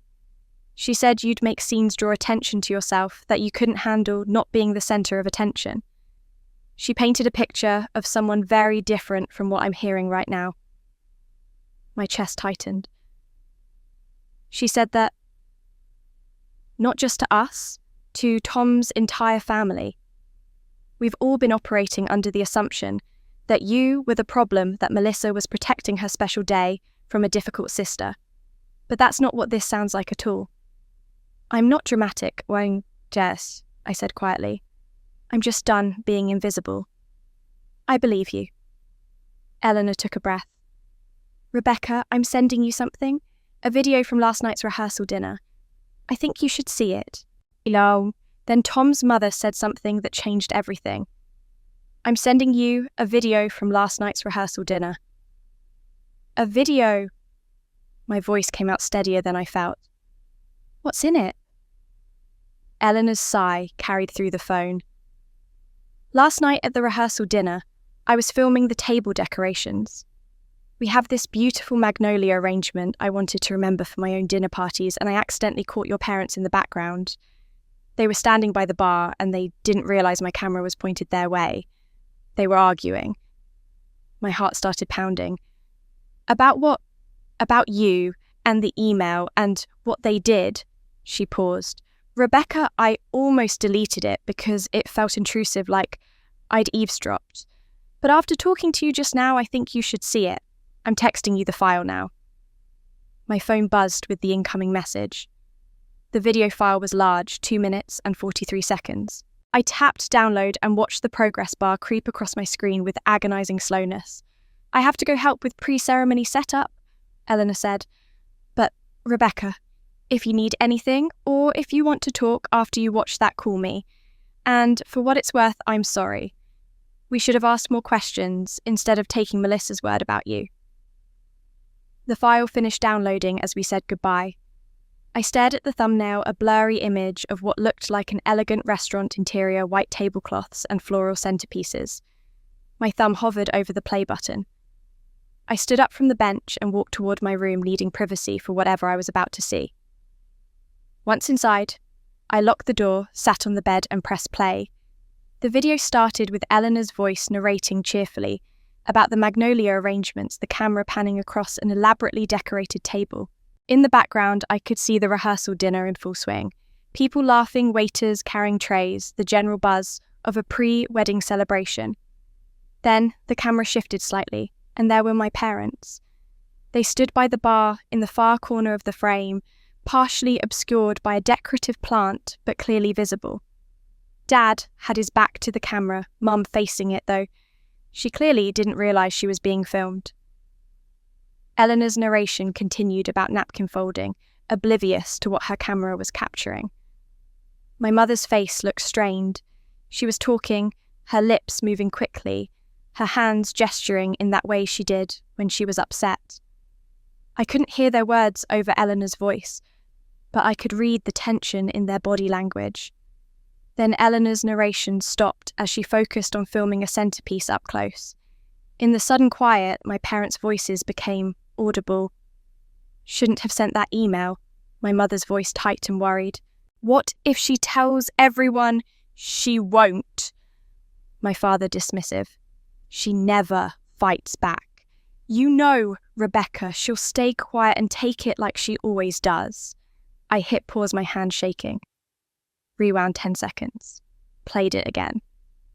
My father's words casual and certain. She'll stay quiet and take it like she always does. 34 years of my life summarised in one sentence. The reliable pattern they'd learned to exploit. I pressed play again. My mother sighed, a sound so heavy it carried across the recording. I feel terrible about this, David. We shouldn't have done this to her. It's done now, and it's better this way. Better for who we excluded our daughter from her sister's wedding. What kind of parents do that? Parents who know Melissa would have fallen apart if Rebecca was here.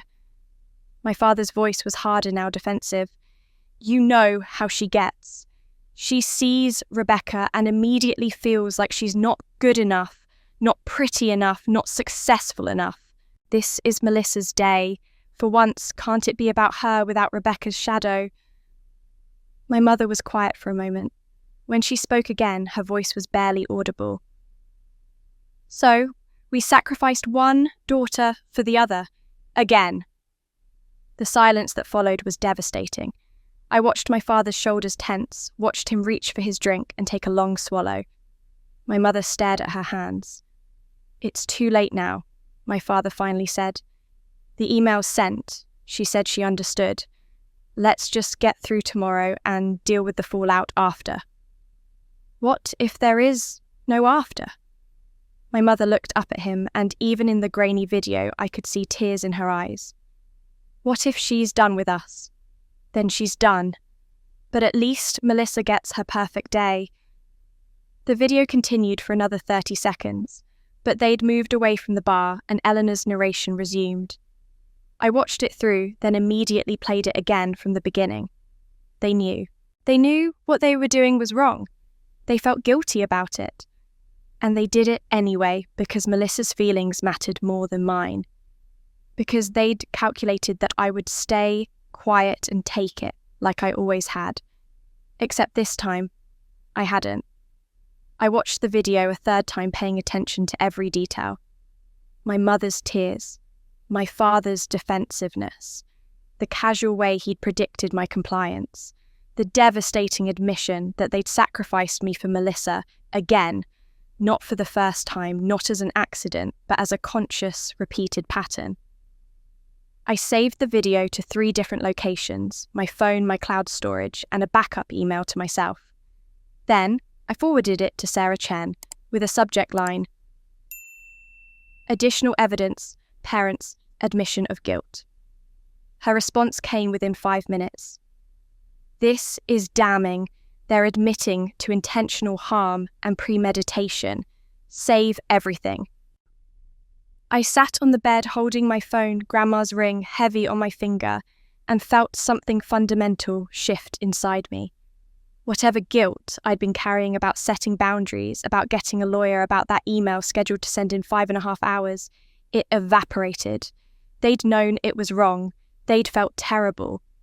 And they'd chosen to hurt me anyway, banking on my silence, on my compliance, on the pattern they'd spent 34 years establishing. But patterns could be broken. I checked my email. The timed message to my parents was still scheduled for 5 p.m, ready to send with all the evidence of their financial fraud attached. In 6 hours, they'd learned that I hadn't stayed quiet, that I hadn't taken it, that I was done being the daughter they could sacrifice without consequence. I took a screenshot of the scheduled send time and texted it to Aunt Carol.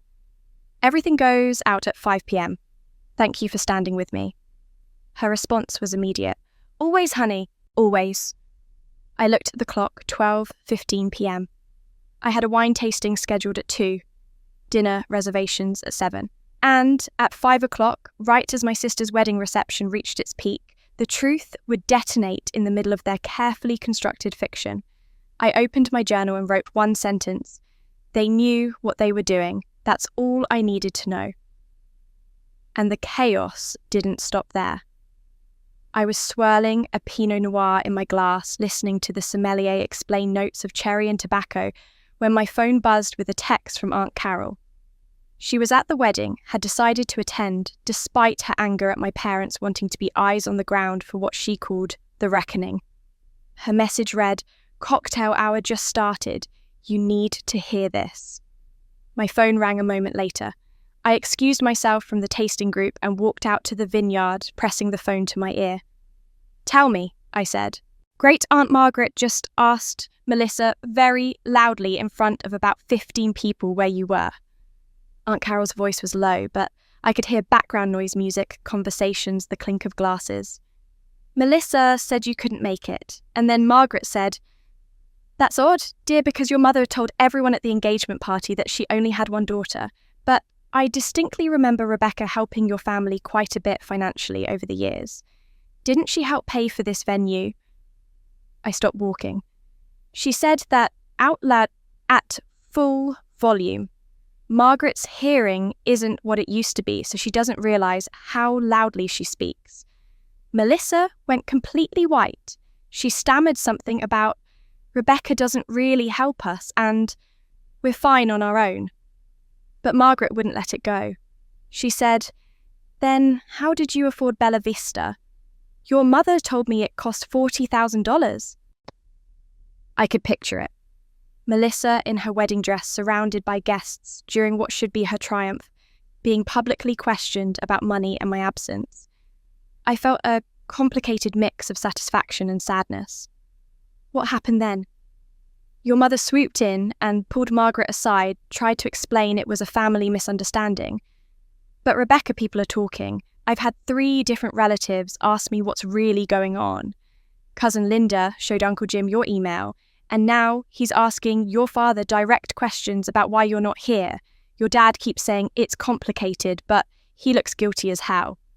I heard a commotion in the background, voices rising. "Hold on," Aunt Carol said. I heard rustling, then her voice more distant. "I'm just taking a call." Then back to normal volume. "I had to move. Tom's parents are here, and his mother just told his father something about credit card fraud. I think she told him about your conversation this morning." My chest tightened. "Is Tom hearing this?" "He's with Melissa right now. She's been crying on and off since the ceremony. Her makeup artist had to redo everything twice. People keep asking about you, and she doesn't know what to say because apparently your parents never told her they sent that email banning you. She thought you just chose not to come." This was the part that genuinely hurt. Whatever else Melissa was, she'd been used by our parents too. They'd manipulated her wedding, excluded me without her knowledge, and now she was standing in the middle of her reception watching her celebration unravel. Aunt Carol, I didn't want to ruin her wedding. You didn't ruin anything. The truth is just inconvenient for people who've been lying. I heard her moving again, her voice dropping to a whisper. Oh God, Tom just pulled Melissa aside. They're going into the bridal suite. He looks serious. Can you hear what they're saying? No, but I can see through the window. He's talking. She's shaking her head. He just said something, and she covered her face with her hands. Rebecca, I think his mother told him everything about your conversation about the email, probably about the money too. I checked my watch, 4:47 p.m. 13 minutes until my email sent. 13 minutes until everyone at that reception got documentation of the fraud, the hidden or the fake medical emergency. Aunt Carol didn't know about that email yet. I'd kept that detail to myself except for my lawyer. Is Melissa okay? I asked, surprising myself with the genuine concern in my voice. She's crying. Tom's trying to comfort her, but he also looks angry. Not at her, I think, at the situation. He keeps glancing toward the reception hall where your parents are. I could hear it in the background now, the buzz of confused conversation, the tension that spreads through a crowd when something isn't right. The celebration that should have been joyful was cracking down the middle, and my parents were frantically trying to hold it together. Your dad just made an announcement, Aunt Carol reported. He's saying there's been a family misunderstanding and everything is fine and everyone should enjoy the party. But Rebecca, people aren't buying it. They know something's wrong. Your mother looks like she's about to have a panic attack. I took a deep breath of Napa Valley air, crisp and clear, and far from the chaos unfolding in Bellevue. Aunt Carol, at 5 o'clock, exactly, everyone's going to get an email from me, including you. It has evidence, Grandma's will, credit card statements, everything. I wanted to warn you.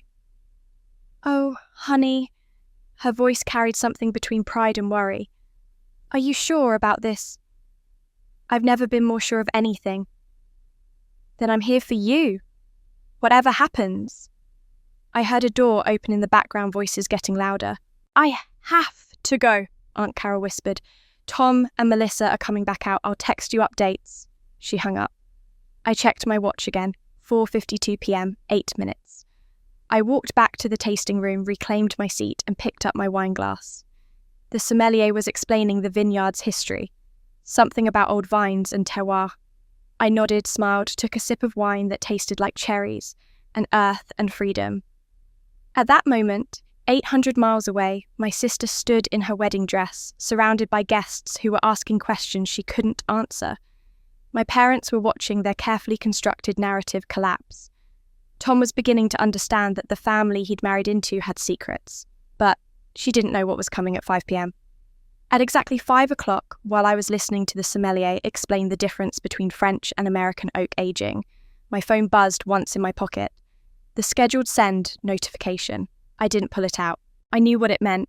Somewhere in the digital ether, my email was multiplying, landing in 15 inboxes simultaneously, like carefully placed dominoes. My parents would get it on their phones. Melissa's would too, though. Aunt Carol had mentioned her phone was dead. Tom would see it. His parents, Aunt Carol, Uncle Jim, Great Aunt Margaret, Cousin Linda, and Sarah Chen, my lawyer, seed as witness and warning. The sommelier poured a reserve Cabernet Sauvignon, explaining it was from vines planted in 1947. I swirled the wine, inhaled notes of blackberry and leather, took a sip. It was beautiful. My phone started buzzing insistently, not the single buzz of a notification, but the repeated vibration of incoming calls and texts. I felt it against my leg, like a distant earthquake, someone else's crisis happening far away. This vintage, the sommelier was saying, survived the frost of 1991, the drought of 2014. The old vines know how to endure. So, I thought about Grandma's ring on my finger, about surviving making you valuable, not the other way around. My phone kept buzzing. I pulled it out just long enough to silence it completely, not looking at the notifications stacking up on the lock screen. Put it back in my pocket. Took another sip of wine. The sommelier noticed. "Popular evening?" he said with a knowing smile, and something like that. "But I'm here to taste wine, not answer phones." He nodded approvingly and moved on to explain the next pour. I let myself imagine what was happening at the reception. People pulling out their phones between toasts, seeing the subject line, requesting return of my property. The confusion, then the curiosity, then the shock as they opened the attachments. Grandma's will with my name in her handwriting. Credit card statements with the wedding venue charge I never authorised. Insurance records showing no hospitalisation. The timeline document Sarah had helped me create, laying out 3 years of emergencies, with dates, amounts, and my parents' requests side by side with what the money was actually used for. The truth, documented and undeniable. I pictured Tom's mother opening it first, reading it on her phone, then showing Tom's father with a look that said, "I told you something was wrong." I pictured Uncle Jim scrolling through the attachments with growing anger. Great Aunt Margaret reading the will and realising why I'd mentioned Grandma's wishes in my earlier email. I pictured my parents standing in the reception hall with glasses of champagne, feeling their phones vibrate, looking at the screen, seeing my name, watching the colour drain from their faces as they realised what I'd done. I pictured Melissa, phone dead in her clutch, oblivious, wondering why people were suddenly staring at their phones instead of celebrating her wedding. My own phone was going nuclear in my pocket. I could feel the constant vibration the digital panic transmitted through cellular signals and satellites. I took another sip of wine and focused on the sommelier's explanation of tannin structure. When the tasting ended an hour later, I thanked the sommelier, left a generous tip, and walked slowly back to my room. Only then did I pull out my phone. 63 missed calls, 147 text messages, 42 new emails. I scrolled through the call list without listening to voicemails. Mum, Dad, Mum, Dad, Mum, Dad repeated like a desperate pattern. Numbers I didn't recognise, probably relatives. 2 calls from Tom's mother, one from Melissa that must have been before her phone died, or after she'd borrowed someone else's. The texts were easier to scan Aunt Carol. "Holy shit, Rebecca, you documented everything, Uncle Jim. I had no idea. I'm so sorry. Your parents need to make this right. Shamanitz, Great Aunt Margaret. Your grandmother would be proud of you for standing up for yourself. Cousin Linda, this is insane. Are you okay?" And from my parents' numbers, dozens of messages getting progressively more desperate. "Rebecca, we need to talk about this email. This is not appropriate. Call us immediately. You're embarrassing your sister on her wedding day. How could you do this to Melissa? We can explain everything. Just call us back. Please, people are leaving the reception." That last one made me pause. People were leaving. The carefully planned celebration was dissolving because the foundation it was built on, the lies, the favouritism, the erasure of me, couldn't support the weight of the truth. I opened the email from Sarah Chen, sent 10 minutes after the bomb dropped. "Client, your documentation is being well received by objective parties. I've already gotten 3 calls from your relatives asking if I'm really your attorney and if your claims are legitimate. The answer is yes to both. Expect your parents to reach out within 24 hours. Do not engage without me present. Forward me any threats or attempts at manipulation. You did the right thing. Sarah." I sat on my bed and thought about the question Sarah had asked me in our first meeting. Do you want justice or revenge? This didn't feel like revenge. Revenge would have been vicious personal design to cause maximum pain. This was just the truth, presented clearly with documentation. If it was painful, that was because the truth was painful, not because I twisted it into a weapon. I opened my journal and wrote, "I didn't destroy my family. I just stopped protecting them from the truth. If the truth destroys them, that's on them, not me. My phone rang again. My father this time, the 37th call from him today. I stared at his name on the screen, his contact photo from 3 years ago at Christmas, smiling and unaware that one day his daughter would document his crimes and send them to everyone who mattered. And then my father called. I answered on the 4th ring, letting him wait just long enough to wonder if I'd pick up at all. Rebecca. His voice was strained, echoing slightly. I could hear the hum of a hand dryer in the background. He was in the bathroom, hiding from the reception. Rebecca, thank God. We need to talk about that email. Hello, Dad. You need to send a retraction right now. Tell everyone it was a misunderstanding, that you were upset and exaggerated things. People are leaving the reception. Melissa is devastated. This is her wedding day and What? My voice was calm, almost curious. I sent documented facts to relevant family members. If those facts are causing problems, maybe you should ask yourself why. You're ruining your sister's wedding. His voice rose, then dropped quickly. He didn't want anyone in the bathroom to overhear. People are asking questions I can't answer. Tom's parents are talking about fraud. Great Aunt Margaret is threatening to call the police. You need to fix this. I'm not the one who needs to fix anything, Dad. I'm not the one who stole money. I'm not the one who hid Grandma's will.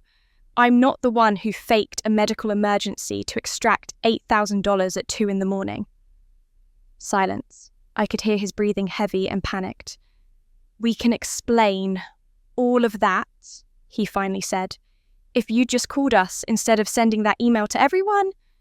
I've spent 34 years calling you, asking why, trying to understand, making myself smaller so Melissa could feel bigger. I'm done asking for explanations I'll never get. Rebecca, please. His voice cracked. Just tell me what you want. We'll fix it. We'll pay you back. Just make this stop. What I want, I said slowly, is for you to tell me the truth about one thing. Did you send me that email banning me from the wedding, hoping I'd react badly? Were you trying to provoke me? The silence stretched so long I thought the call had dropped. Dad? We thought... He started, then stopped. Started again. Melissa was so anxious. She kept talking about how everyone would compare her to you, how she'd look unsuccessful next to you. Your mother and I thought if you weren't there, she could just enjoy her day without that pressure. That's not what I asked. I asked if you wanted me to react badly. Another long silence, then barely audible. We thought you might get upset. And if you did, it would prove we made the right choice. There it was. The admission I hadn't even known I needed. You set me up, I said quietly. You hurt me on purpose to justify hurting me more. It wasn't like that. It was exactly like that. You wanted me to be the problem so you could feel better about excluding me. But I didn't give you that. I said, sure, and you panicked because you couldn't control the narrative anymore. I heard a knock on the bathroom door, in the background someone asking if he was okay. He called out, 1 minute, then returned to me, voice lower. Rebecca, I admit, we made mistakes. Your mother and I, we didn't handle this well. But that email you sent with all those documents, you're making us look like criminals. Did you steal money from me? It's not that simple. Did you hide Grandma's will and take money she left to me? We were going to tell you eventually. Did you fake a medical emergency to get $8,000? He was quiet. Those are yes or no questions, Dad, and the answers are all yes. So if my email makes you look like criminals, maybe that's because what you did was criminal. I didn't make you look like anything. I just stopped covering for you. You sound so cold, he said, and there was something like hurt in his voice. You sound like you hate us. I looked at Grandma's ring on my finger, the small sapphire catching the lamplight in my room. I don't hate you, I said, and meant it. but I don't trust you. And I'm not going to keep sacrificing myself so you feel like better parents. For 34 years, I thought there was something wrong with me, that I wasn't pretty enough or interesting enough or worth loving enough. I made myself smaller and smaller, hoping one day you'd finally see me. My voice stayed steady, each word landing exactly where I intended. But it was never about me. It was about your guilt, your inability to love two daughters equally without destroying one of them, your need to make Melissa feel special by making me invisible. And I'm done. I'm done shrinking. I'm done being invisible. I'm done accepting crumbs and calling it love. I heard him crying. It was the first time I'd heard my father cry since his own father's funeral 15 years ago. Rebecca, we're sorry. We really are. We love you. We never meant to hurt you this badly. I know you're sorry, I said gently.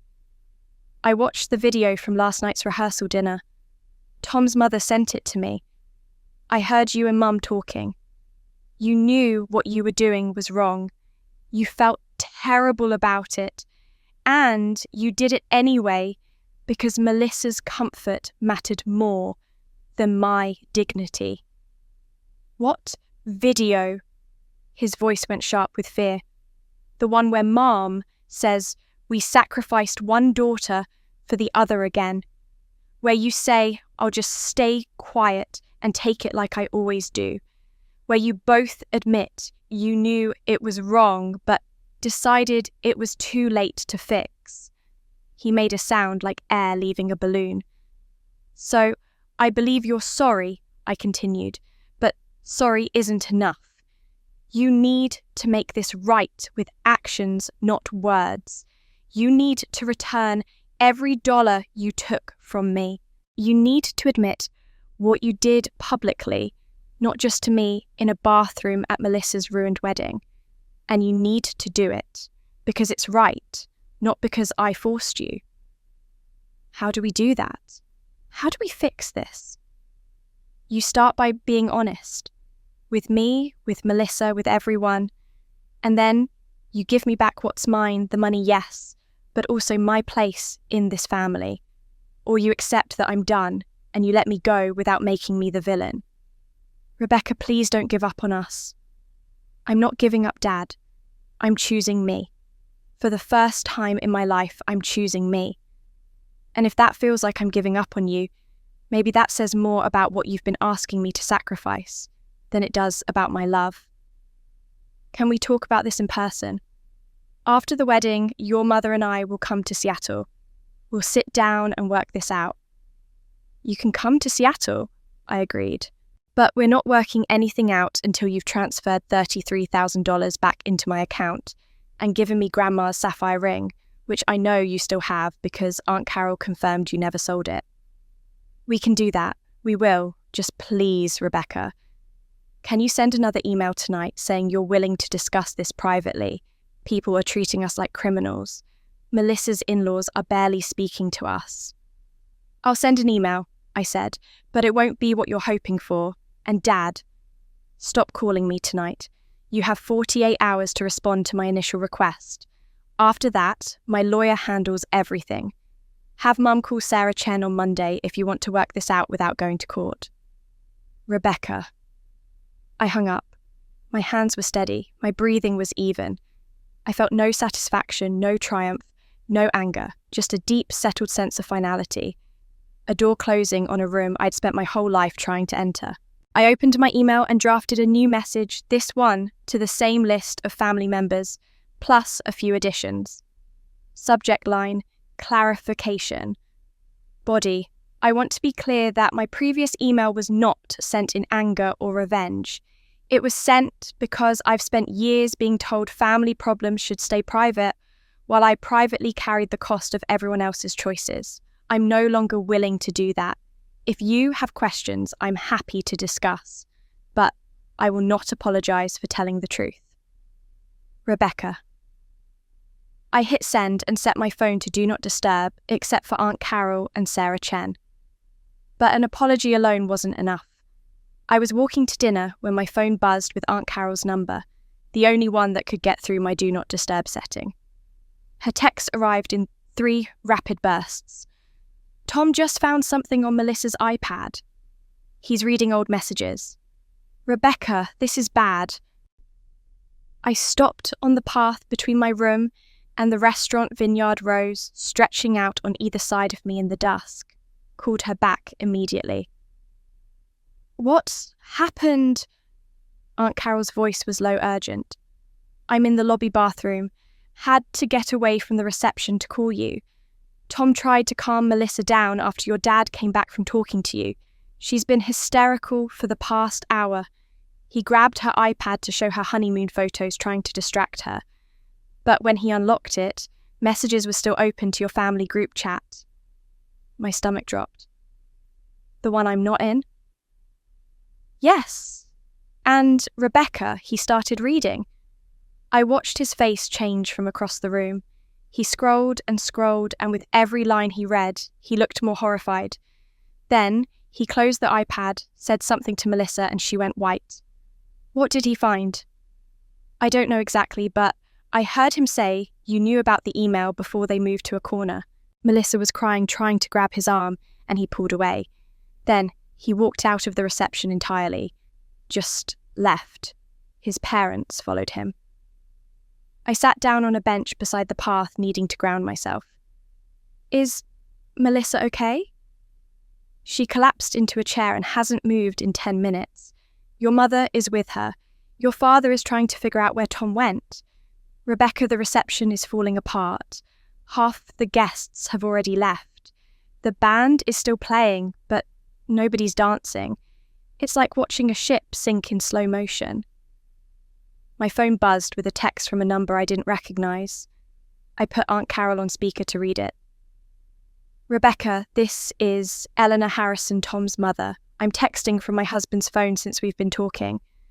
Tom just found messages between Melissa and your parents about excluding you from the wedding. Melissa was part of the decision. She wanted you not to come. She told them you'd steal her spotlight. I'm so sorry. We had no idea the deception went this deep. Tom is devastated. We're taking him home. I don't know what this means for the marriage. I thought you should know. I read it twice, then a third time. Melissa hadn't just been a passive victim of our parents' favoritism. She'd actively participated in erasing me. Aunt Carol, are you still there? I'm here, honey. Did Melissa really say that I'd steal her spotlight? I don't know what was in those messages, but based on Tom's reaction and what Eleanor just sent you, yes. I think she did. Aunt Carol's voice was gentle but firm. Rebecca Melissa has always been jealous of you. We all knew it.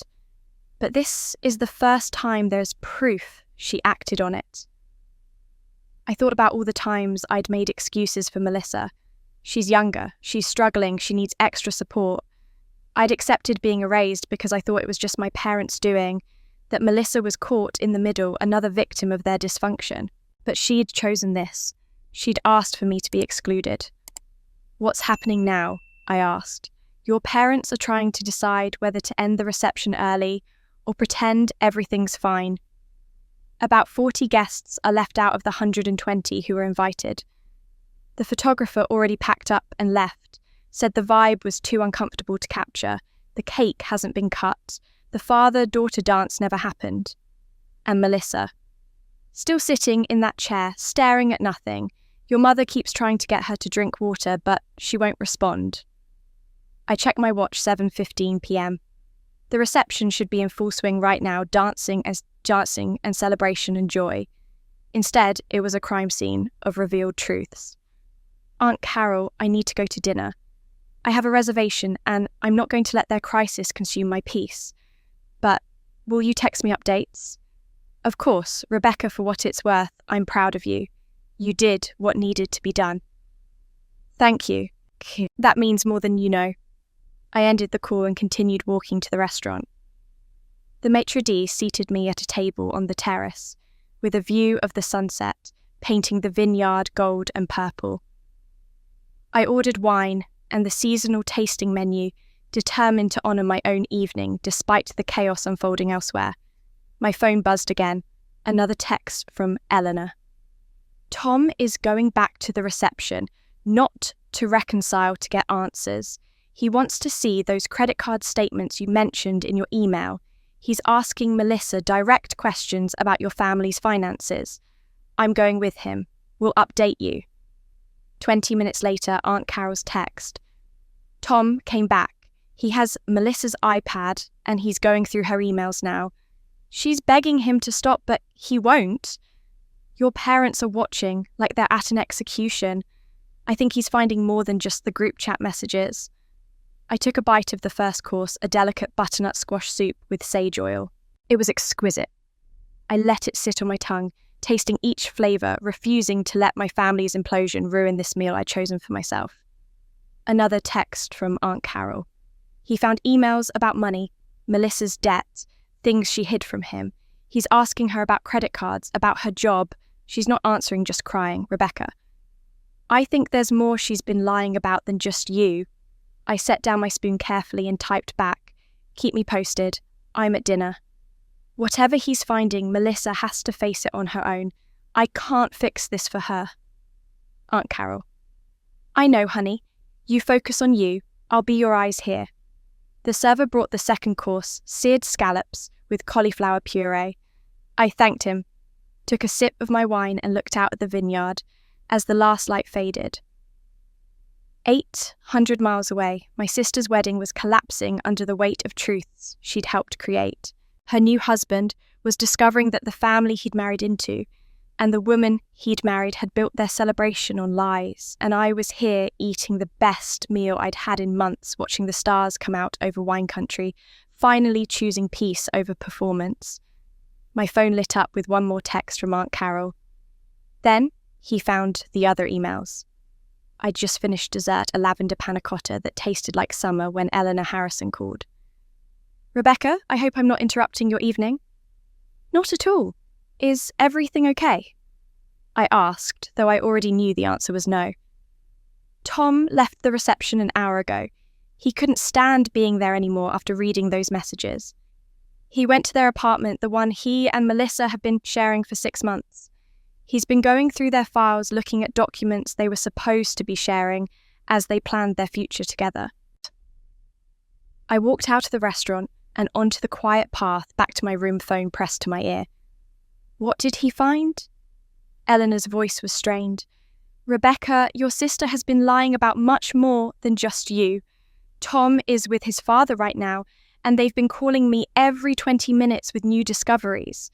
I'm back at our hotel, and Tom asked me to update you because he says you deserve to know the truth about who Melissa really is. I felt an unexpected pang of sympathy for Tom. He'd married into a family of lies today, thinking he was joining something stable and loving. Tell me. He started with their bank statements, the joint account they opened for wedding expenses. Melissa told him she had full access to her personal accounts, that she just preferred using the joint one for convenience. But Tom found statements from her personal checking account in their filing cabinet. Rebecca, she was laid off from her marketing job 2 months ago. I stopped walking. She lost her job in early September. There are emails from HR with severance package details, unemployment claim forms, everything. But she's been leaving their apartment every morning at 8:30, dressed for work, carrying her laptop. Tom thought she was going to the office. He had no idea. Where was she going? Coffee shops, apparently, the library, her gym, anywhere that had Wi-Fi and could look like a workplace. Her severance pay ran out 3 weeks ago. She's been living off credit cards and the joint account Tom put money into for wedding expenses. I thought about Melissa dressed in business clothes every morning, pretending to have somewhere to go. The desperation that must have required. The exhausting performance of normalcy. Tom's devastated, Eleanor continued. He keeps saying, I would have helped her. Why didn't she just tell me? But there's more, Rebecca. He pulled up her college transcripts. They needed them when they applied for their apartment lease last year. She attended university but never graduated. She's 15, credits short. But she told everyone she graduated with honours.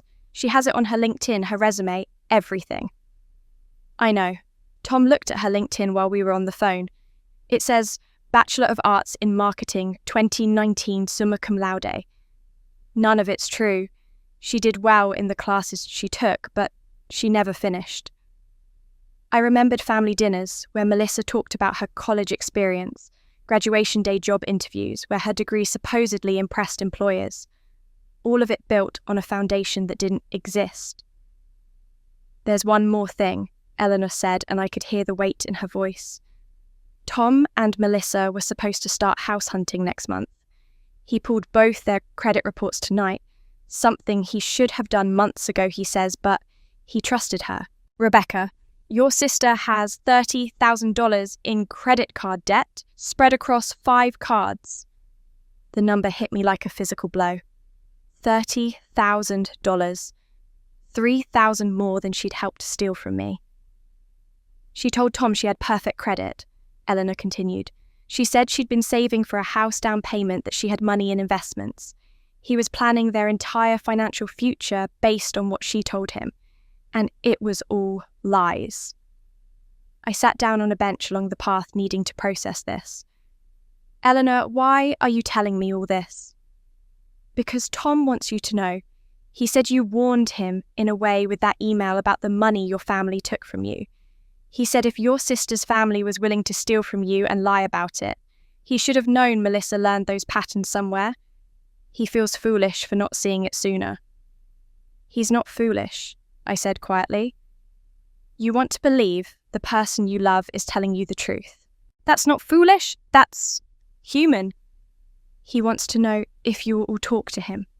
Tomorrow, maybe, or the next day.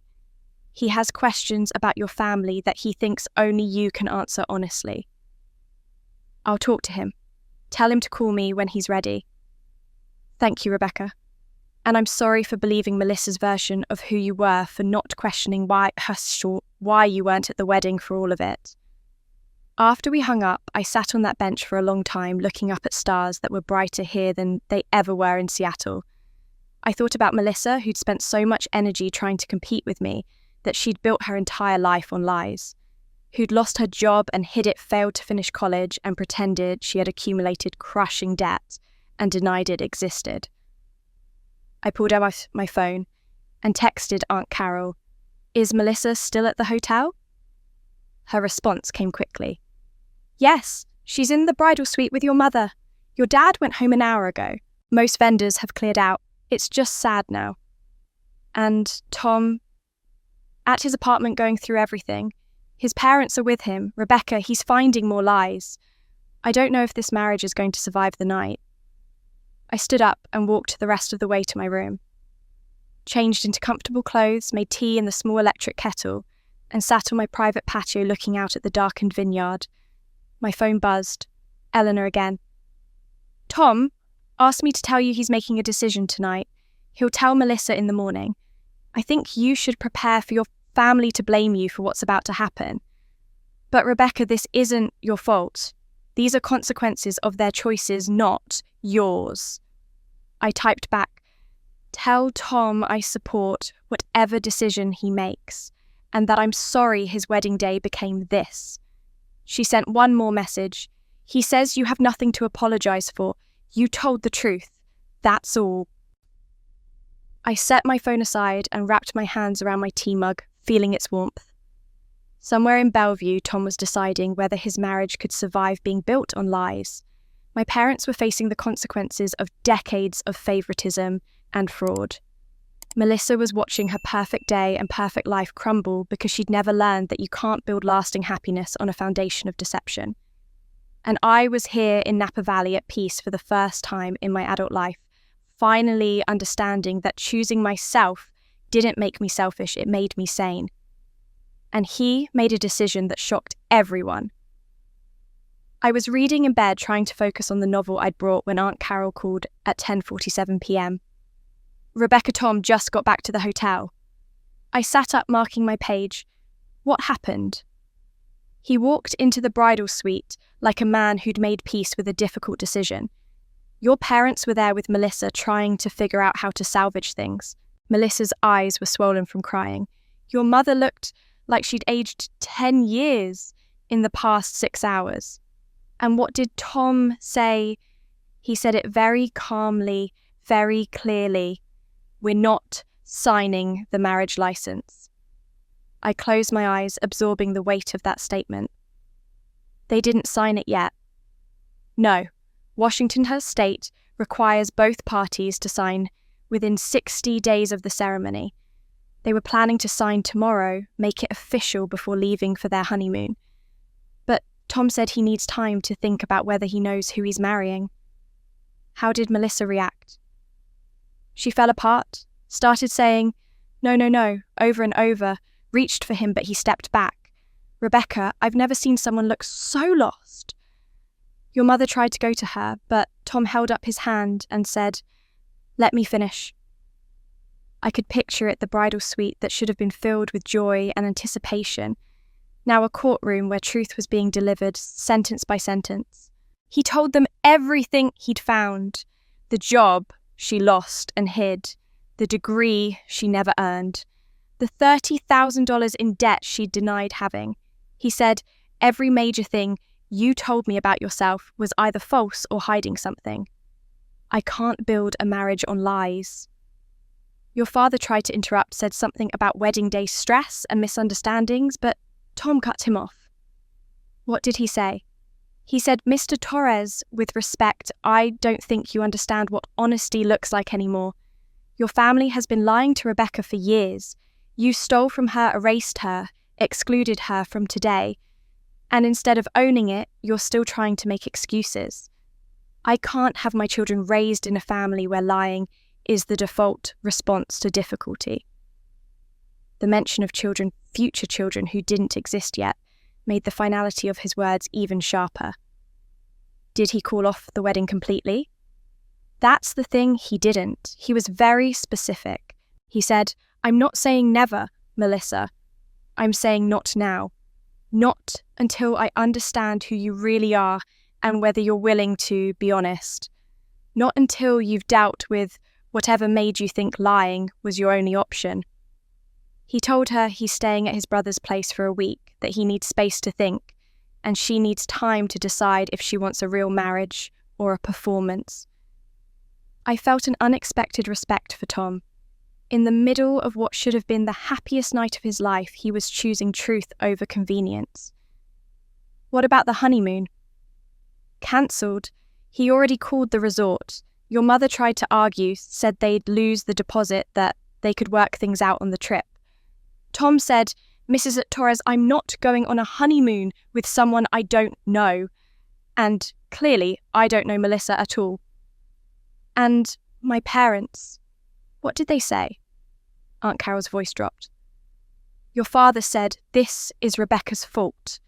She sent that email and poisoned everything.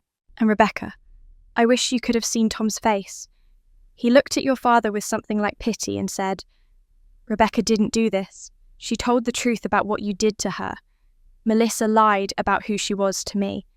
Those are two different things. If the truth ruins everything, the problem isn't the truth, it's what you built.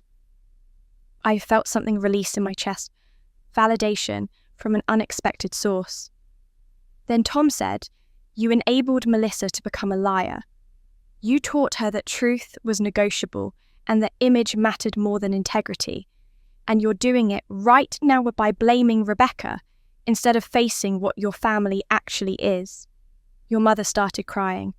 Your father couldn't look at him. And Melissa just sat there in her wedding dress like a ghost. Where is everyone now?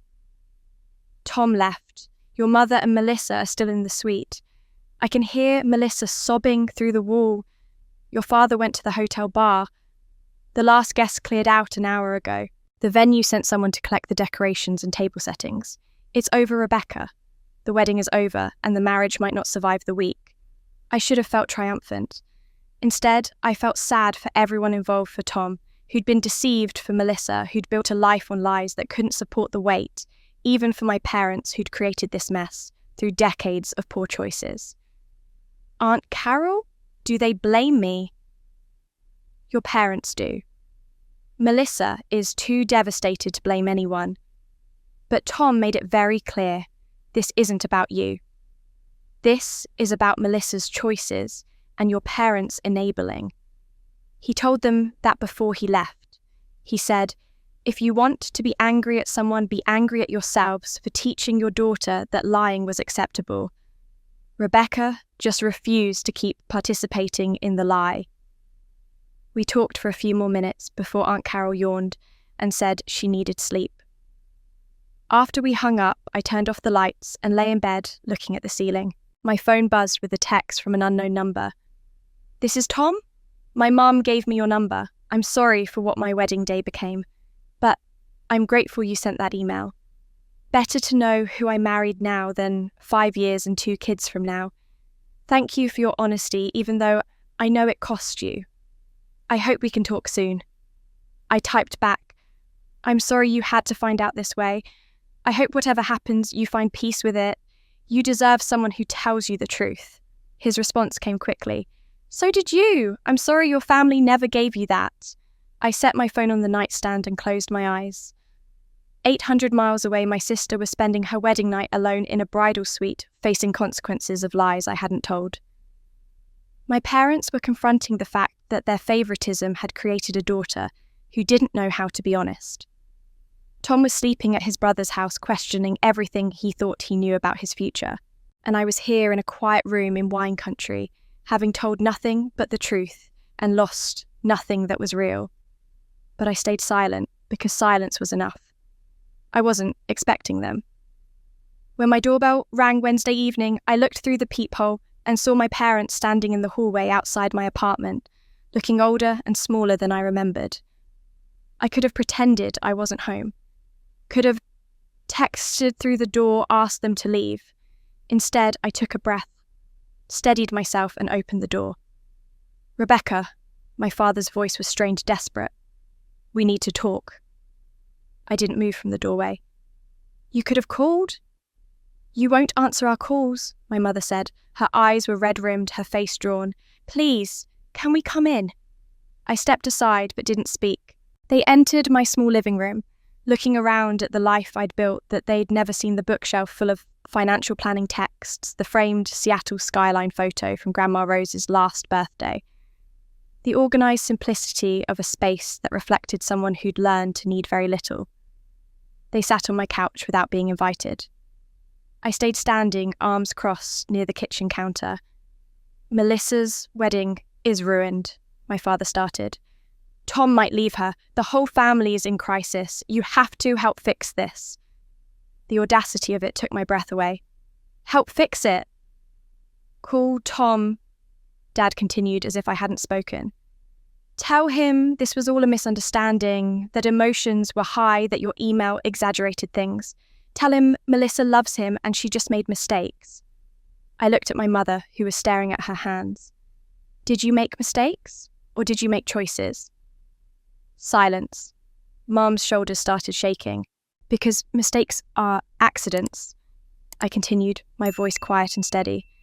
Mistakes are, I forgot to tell you about the party, or I lost track of the invitation, but you chose to send me an email banning me from my sister's wedding. You chose to hide Grandma's will and take money she left me. You chose to fake a stroke at 2 a.m. to extract $8,000. Those aren't mistakes. Those are calculated decisions you made and then lied about. We were protecting Melissa, Dad said, but his voice lacked conviction. From what? From having a sister. From having to share your attention. You didn't protect her. You destroyed her. You taught her that lying was acceptable, that stealing was fine if you needed something, that truth was negotiable. And now she's sitting in the ruins of a marriage that might not survive because you taught her those lessons so well, she used them on everyone, including her husband. My mother sobbed openly now. We never meant for any of this to happen. But you did mean to exclude me. You did mean to take Grandma's money. You did mean to make me feel invisible and unwanted. I moved closer, but not to comfort, to make sure they heard every word. You didn't just exclude me from a wedding. You erased me from family history. You told people I didn't exist. You stole my inheritance. You faked emergencies to rob me. And now you want me to fix what you broke. You're our daughter, Dad said desperately. You're supposed to help when family needs you. I have helped. For 34 years I've helped. I've sent money, I've stayed quiet, I've made myself smaller and smaller, trying to earn a place at a table that kept moving further away. But I'm done helping you avoid consequences for your actions. Dad stood up, face reddening. You can't take legal action anyway. We have a new will. If you sue us, you lose everything. The room went still. My mother's head snapped up. David, don't. But he had already said it. What will... I asked, my voice dangerously calm. He realised his mistake immediately. His mouth opened and closed. Mum stood up, reaching for his arm, trying to pull him toward the door. What will Dad... We updated our estate plan 6 months ago. There's a clause that says if you contest the will or bring legal action against the family, you forfeit any inheritance. I stared at him. You set a trap. You made a will specifically designed to keep me quiet if I ever found out what you'd done. It's standard legal planning, he said, but his voice wavered. Our lawyer said, your lawyer helped you create a document to blackmail me into silence. And then you deliberately provoked me by excluding me from the wedding, hoping I'd react badly so you could use it as evidence that I was unstable. You wanted me to be the problem, to justify cutting me out completely. My mother was crying harder now, pulling on Dad's arm. We should go. David, we should go. But it didn't work, I continued, because I didn't react the way you expected. I just said, sure, and let you sit with your guilt. And now you're here trying to threaten me with a will that's meaningless because I don't want anything from you. Not your house, not your money, not your approval. I want what you already took from me, Grandma's inheritance, and the money you stole. That's it. Rebecca, please, Mum whispered. We'll pay you back. All of it. Just help Melissa. She's your sister. Melissa is an adult who made her own choices. She participated in excluding me. She lied to Tom about everything in her life. Those are her consequences to face, not mine to fix. Dad's face was purple now, fear mixing with anger. If you pursue legal action, the will doesn't matter to me. I cut him off. I have Grandma's original will with my name in it. I have documentation of every dollar you took from me. Your lawyer's clever trap only works if I want something from you in the future. But I don't. I just want what you already stole returned. I walked to my kitchen counter and opened a drawer, pulling out a folder I'd prepared days ago, knowing this confrontation would come eventually. Then I brought out the documents. I set the folder on my coffee table with a deliberate thud that made both my parents flinch. This is 5 years of documentation, I said, opening the binder to reveal organised sections with labelled tabs. Financial help I provided to this family, receipts and transfer confirmations included. Grandma's will with her signature and notarization. Credit card statements showing the $10,000 charge to Bella Vista that I never authorised. Hospital records, or rather the absence of hospital records showing Dad was never admitted for any stroke or emergency. I pulled out the first section and laid it in front of them. Page after page of bank transfers, each one highlighted with the date amount and the reason they'd given me for needing it. Water heater, $2,800. Melissa's car repair, $1,200. Dad's medications, $500 monthly for 18 months, $9,000 total. Family emergency in June, 3 years ago, $1,500. I have records for every single transaction. And here, I flipped to another tab, are the corresponding dates with what that money was actually used for based on credit card receipts Aunt Carol found and social media posts you didn't think to hide. My mother's face went white as she saw her own Facebook posts photos of the new patio furniture, purchased the week after I sent money for emergency dental work, a vacation to Cabo 2 months after the broken water heater. "This isn't about your will," I continued, my voice steady and cold. "Your will is meaningless to me because I don't want anything you have in the future. This is about what you already took from me. And this is about Grandma's will, which was executed 5 years ago and supersedes any trap you tried to set 6 months ago." I pulled out the formal letter from Sarah Chen, still in its law firm envelope, and handed it to my father. "Read it." His hand shook as he opened the envelope and unfolded the letter. My mother leaned over to read it with him, and I watched their faces as they absorbed each line. "This is a formal demand for restitution of $33,000. I said, though they could read it themselves. $15,000 from Grandma's will that you hid and claimed, $8,000 from the fabricated medical emergency, $10,000 in credit card fraud for the wedding venue. You have 90 days to return every dollar with interest calculated from the date each amount was taken.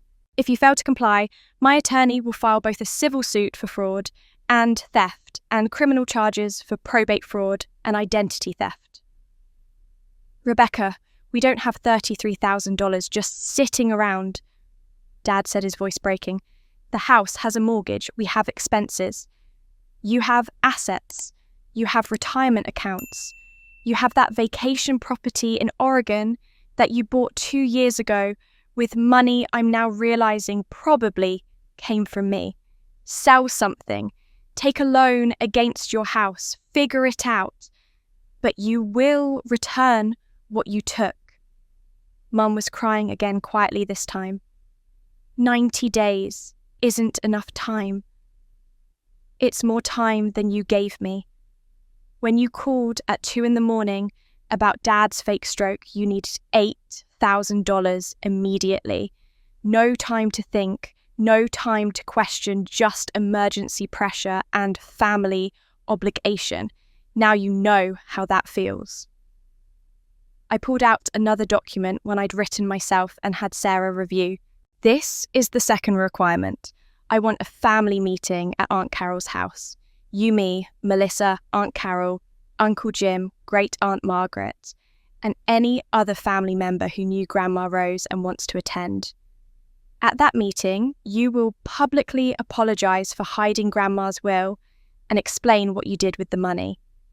You will apologize for excluding me from the wedding and explain why. And you will answer any questions the family has honestly." "Rebecca, no," Dad said immediately. "That's humiliating. We can pay you back privately. You made me invisible for 34 years. You told people I didn't exist. You erased me from photo walls and engagement parties and family gatherings. Now everyone gets to see what you really are. You don't get to hide anymore." "What about Melissa?" Mum asked desperately. "She's already devastated. Her marriage is falling apart. You want to humiliate her too?" "I want her to understand what she participated in. She needs to hear you admit you stole from me. She needs to see that the family dynamics she benefited from had real costs. Maybe that will help her understand why Tom can't trust her, because she learned from the best liars." Dad stood up, trying to recover some authority. "Can we pay in installments, at least half, now half, in 6 months? No. Can we skip the family meeting? Make this private? No. Rebecca, please be reasonable. I am being reasonable," I said, and my voice was quiet, but it filled the room. Reasonable would be pressing criminal charges immediately. Reasonable would be taking you to court and letting a judge decide your penalties. Reasonable would be going to the police about the credit card fraud and watching Melissa get arrested. I'm giving you a chance to make this right on your own terms privately within the family, without destroying your lives. But you will do it my way, or you'll do it the prosecutor's way. Your choice. The silence that followed was heavy with the weight of collapsed power. My father, who'd spent my entire life making decisions for this family, had no moves left. My mother, who'd spent decades smoothing over problems and protecting Melissa from consequences, couldn't fix this. The family meeting happens regardless of whether you pay the money, I continued, because everyone deserves to know the truth about what kind of people you are. But if you want to avoid legal action, you pay everything within 90 days. The meeting is scheduled for 2 weeks from now, Sunday afternoon. Aunt Carol is hosting. You'll be there and you'll be honest, or I'll bring my lawyer and make it an official deposition. I walked to my apartment door and opened it. Now I want you to leave. Mum stood first, clutching her purse like a shield. Dad followed more slowly, his face grey and defeated. They walked to the door, but my mother turned back. Rebecca, we do love you. You have to believe that. I looked at her with something that might have been pity. If this is what your love looks like, I don't want it. Love doesn't steal, love doesn't lie, love doesn't make someone invisible and then demand they fix the consequences when the truth comes out.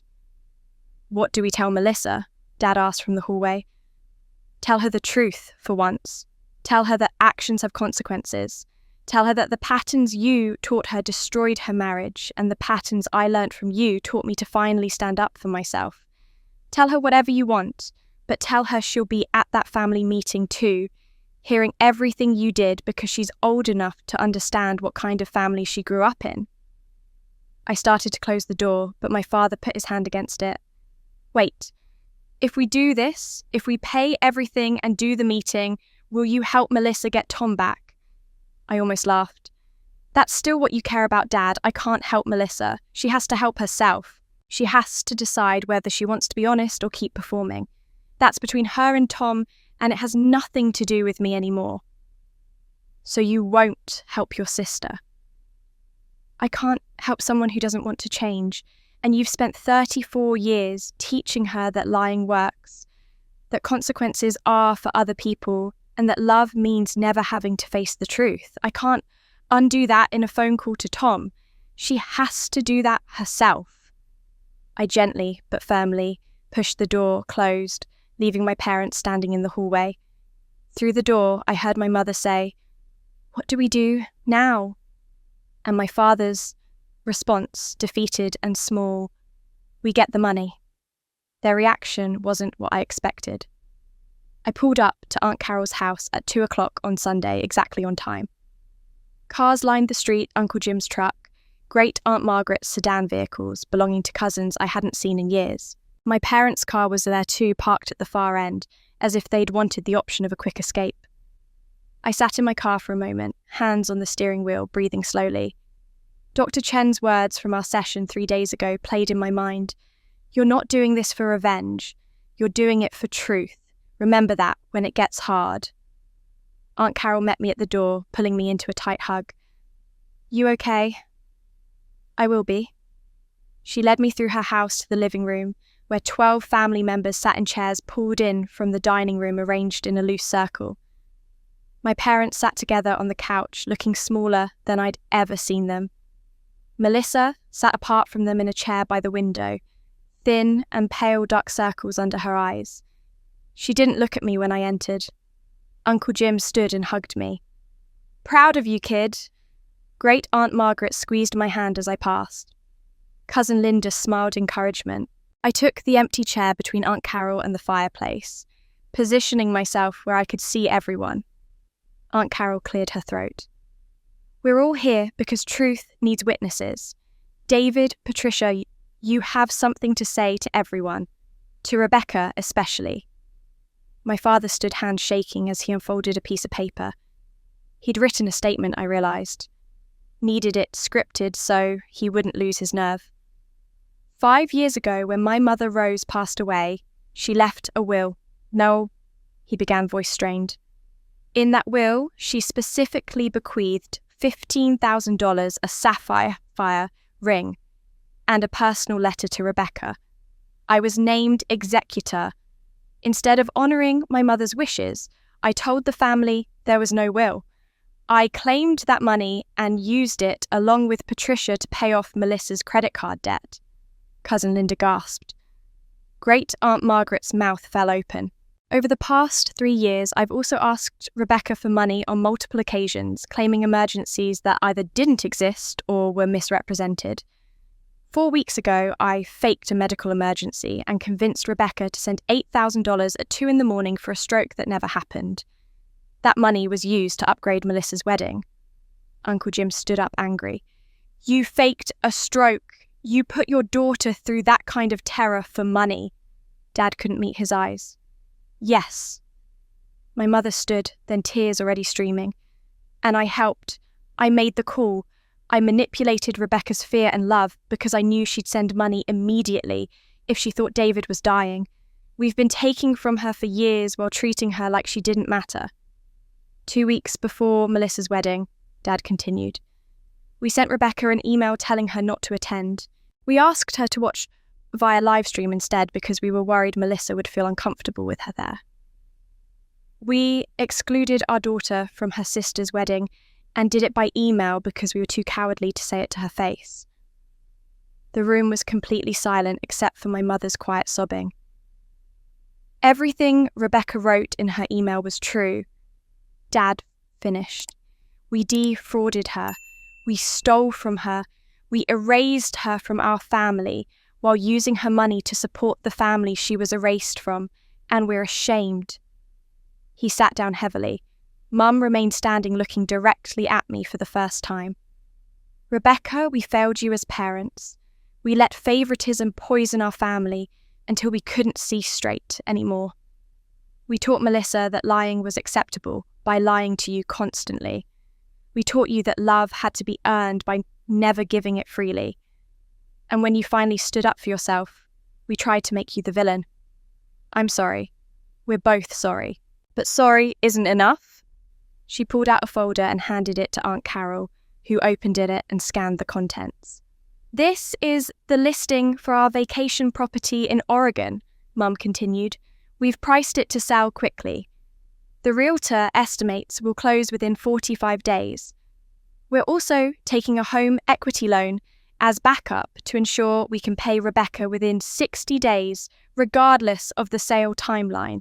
The full $33,000 plus interest at the rate Sarah Chen's letter specified. Aunt Carol passed the folder to Uncle Jim, who reviewed it and nodded confirmation. Melissa finally spoke, her voice barely audible. I'm selling everything too. The designer bags Rebecca paid for without knowing it, the jewellery, my car that I said was a gift from Tom but was actually bought with the credit card I stole from Rebecca. I owe $10,000 and I'm paying it all back. I looked at my sister, seeing her fully for the first time in years. She wasn't the golden child anymore. She was a woman who'd lost almost everything and was finally facing who she'd become. Uncle Jim stood again. David, Patricia, I've known you my whole life and I'm ashamed of you. Ashamed that you could treat your daughter this way. Ashamed that none of us saw what was happening. Ashamed that we didn't speak up sooner when we saw the favoritism. Great Aunt Margaret's voice was sharp despite her 82 years. Rose would be heartbroken. She saw this coming, that's why she left Rebecca that money separately. She was trying to protect her, and you stole it anyway. Cousin Linda added, I'm appalled, but I'm also grateful Rebecca trusted us with the truth. Some of us want to be better family to her than you've been. One by one, the relatives spoke. Some were angry at my parents. Some were apologetic to me for not intervening sooner. Some asked questions that my parents answered with uncomfortable honesty. And through it all, Aunt Carol held my hand, squeezing gently whenever the words got too hard to hear. When everyone had spoken, Aunt Carol produced the repayment agreement Sarah had drafted. My parents signed it. Melissa signed her portion. Uncle Jim and Great Aunt Margaret witnessed as neutral parties, making it legally binding. As the meeting ended and people stood to leave, something unexpected happened. They came to me, not to my parents. They hugged me, told me I was brave, apologized for not seeing the truth sooner. Great Aunt Margaret held my face in her hands and said, You have your grandmother's strength. She'd be so proud. Uncle Jim pulled me aside. "You'll always have a place at my table, Rebecca. I mean that." Cousin Linda asked if we could have coffee soon. I'd like to know my cousin. The real one, not the invisible version your parents created. I stood in Aunt Carol's living room, surrounded by family members who finally saw me and realised something profound I'd spent 34 years wanting my parents to acknowledge me. But I'd had a family all along, these people who'd been on the periphery, who'd seen the favouritism but hadn't known how deep it went. They were choosing me now, choosing truth over comfort, choosing connection over convenience. My parents left quickly, unable to face the relatives who'd witnessed their shame. Melissa lingered by the door, watching me with an expression I couldn't quite read. As the last cousin said goodbye and the house emptied, Melissa approached me slowly. Then Melissa finally reached out. "Rebecca." Melissa's voice was hoarse, like she'd been crying for weeks. Maybe she had. "Can we talk, just the two of us?" I looked at Aunt Carol, who nodded and discreetly moved to the kitchen. We were alone in the living room, two sisters who'd spent a lifetime in the same family, but never really known each other. "Okay," I said simply. Melissa sank back into the chair by the window, and I stayed where I was maintaining distance. She looked nothing like the bride from 2 weeks ago. Her skin was pale, her eyes hollow with dark circles, her clothes wrinkled like she'd slept in them, or hadn't slept at all. "I've been in therapy," she said finally. "Since the wedding, Tom insisted on it as a condition of even talking to me. My therapist says I need to take responsibility for my choices instead of just apologizing and hoping people forgive me. That's good advice. I owe you more than an apology."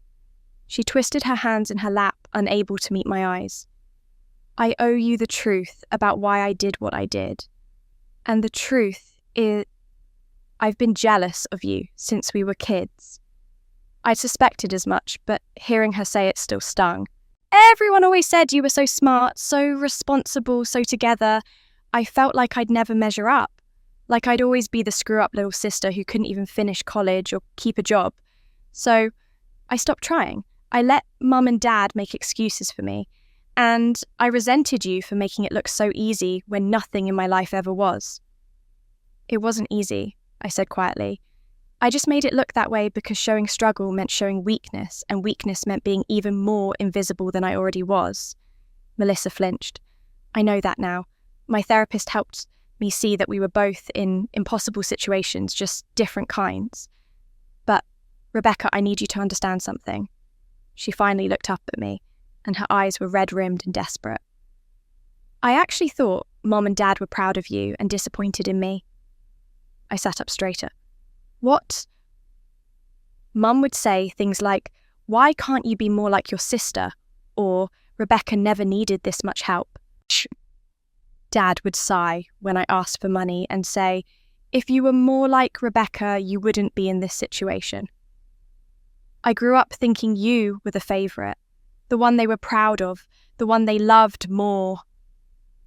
The room tilted slightly. All this time, I'd thought Melissa was the golden child drowning in their love and attention, but she'd experienced it as pressure, as comparison, as never being enough. "They never told me about their accomplishments," she continued, "never bragged about you to relatives, so I thought they were ashamed of you and just hid it better. I thought you were the disappointment they never talked about. And I wanted to be the opposite, visible, celebrated, needed.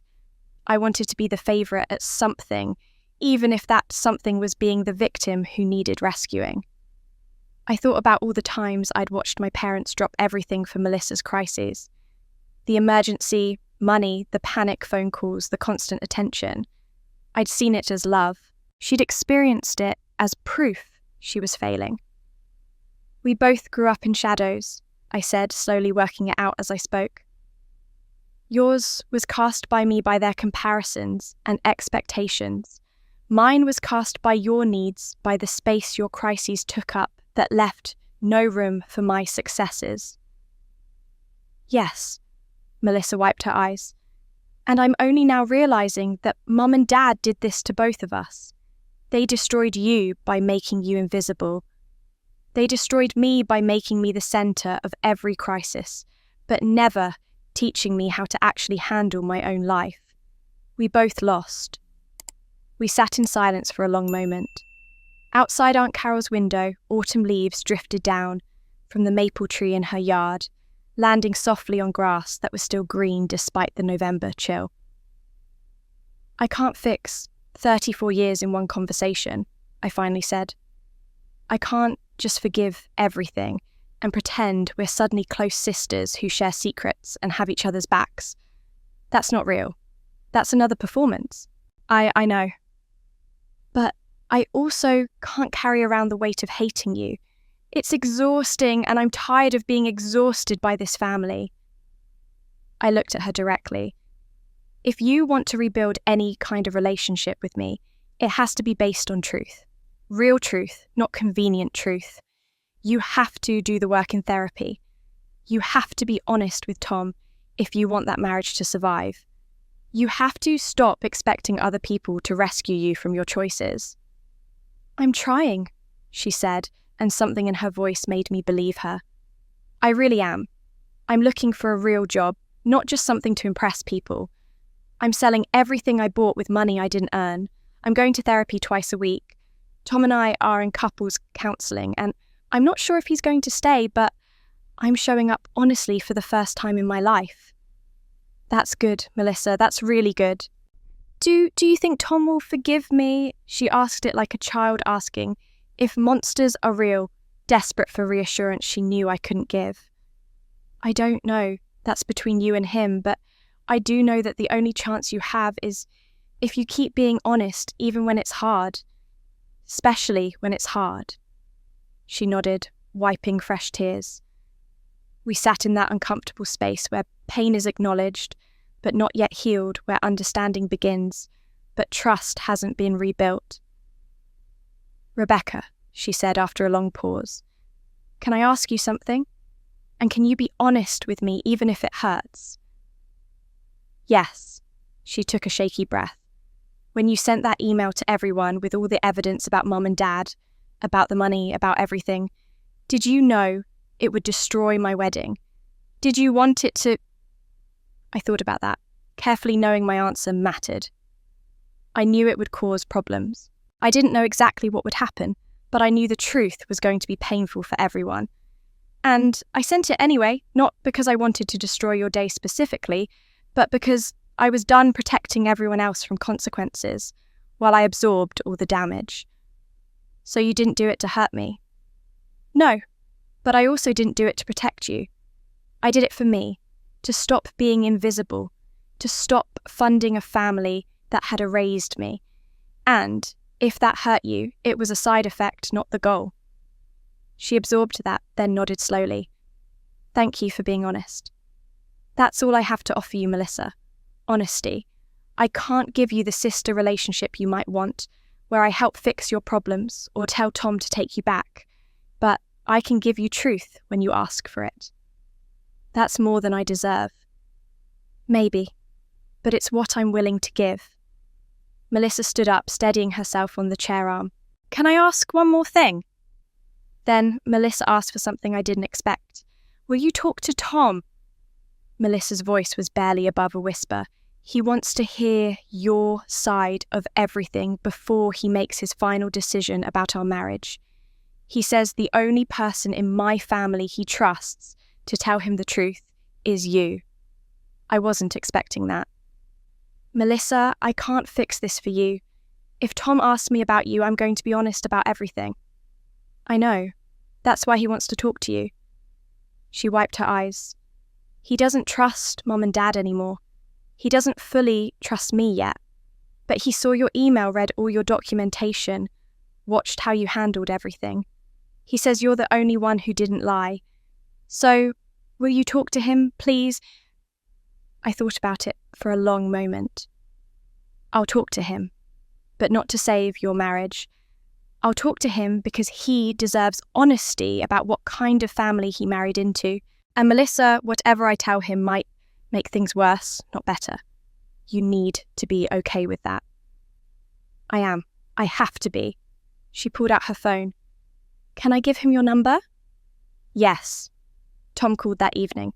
We agreed to meet the next morning at a coffee shop near his office in downtown Seattle, neutral territory public with an easy exit if either of us needed it.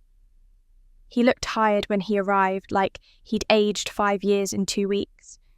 He ordered a black coffee and sat across from me in the corner booth I'd chosen away from other customers. Thank you for meeting me, he said. I know this is weird. It's not weird. It's actually probably the healthiest thing anyone in my family has done in a long time, asking questions instead of accepting convenient lies. He smiled slightly at that. Your lawyer is C'd on everything, so I know you're careful. I want to be clear, this isn't an interrogation. I just need to understand what I'm dealing with, whether Melissa can actually change or if this is who she'll always be. I can't answer that for you, but I can tell you what I know.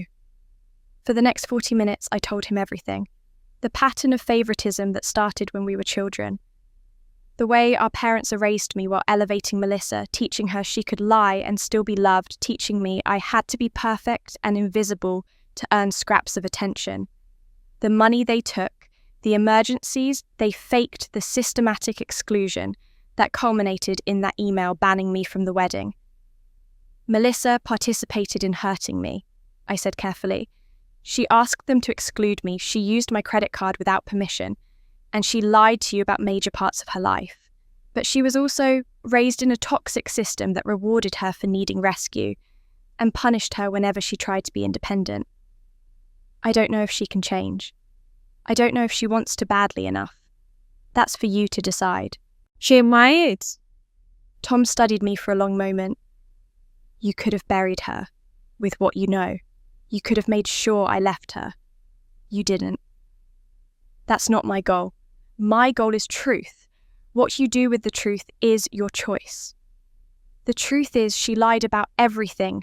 Her job, her degree, her debt, her sister. How do I build a marriage with someone like that? I don't know. But I do know that people can change if they want to. If Melissa stays in therapy, faces her patterns, does the real work, instead of performing growth, maybe she can become someone you can trust. Or maybe not. I can't predict that. Do you think she loves me? I think she loves the version of herself she is with you. Whether that's real love or another performance, I honestly don't know. But Tom, you deserve someone who tells you the truth, even when it's hard. If Melissa can't do that, then...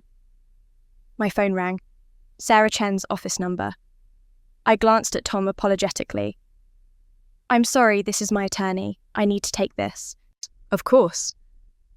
I stepped outside into the Seattle drizzle. Sarah? Rebecca, I have news. Big news. Are you somewhere you can talk? Yes. What is it? You know how I've been reviewing every clause of your grandmother's will to make sure we had full documentation. Her voice was excited in a way lawyers rarely sound. There was a second clause that wasn't mentioned in the original copy Aunt Carol found. I had to request the certified version from the county recorder's office. My heart started pounding. What kind of clause? Your grandmother owned 40% of a small property management company called Rose Heritage Properties. Did you know about this? No, I had no idea Grandma owned a business.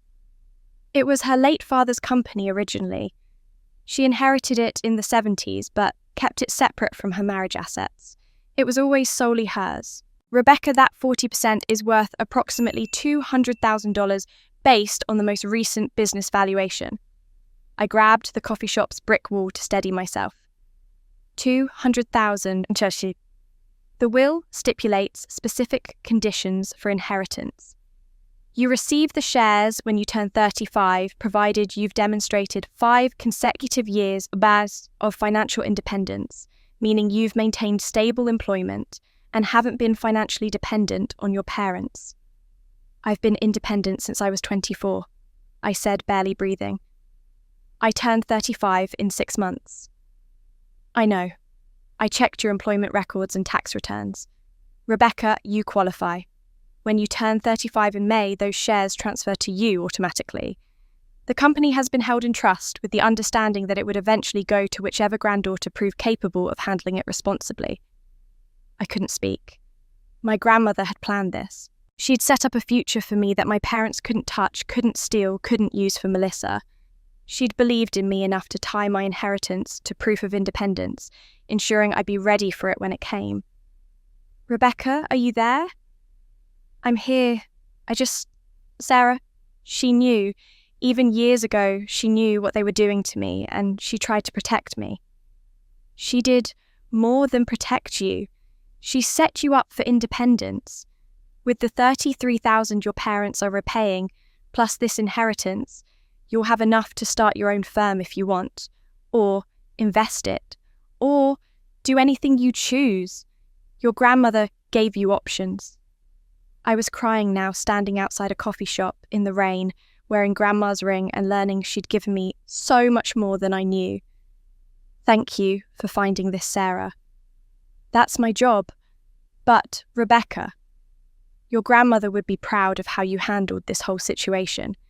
You're exactly the kind of person she hoped you'd become." I went back inside, wiping my eyes.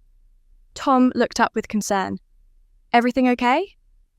I sat down, and for the first time in weeks, I smiled genuinely. "Yeah, everything's actually really good. Good news. The best." I looked at him, this man who'd been accidentally swept into my family's dysfunction and was trying to navigate it with honesty.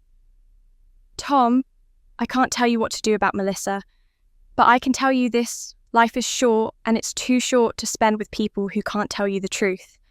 Whatever you decide, make sure it's what you want, not what will make everyone else comfortable." He nodded slowly. "Thank you for being honest with me when no one else would." We finished our coffee and parted ways. He headed to couples therapy with Melissa. I drove home to Seattle, to my apartment, to my independent life that my grandmother had believed in enough to protect with business shares and trust clauses and love that transcended death.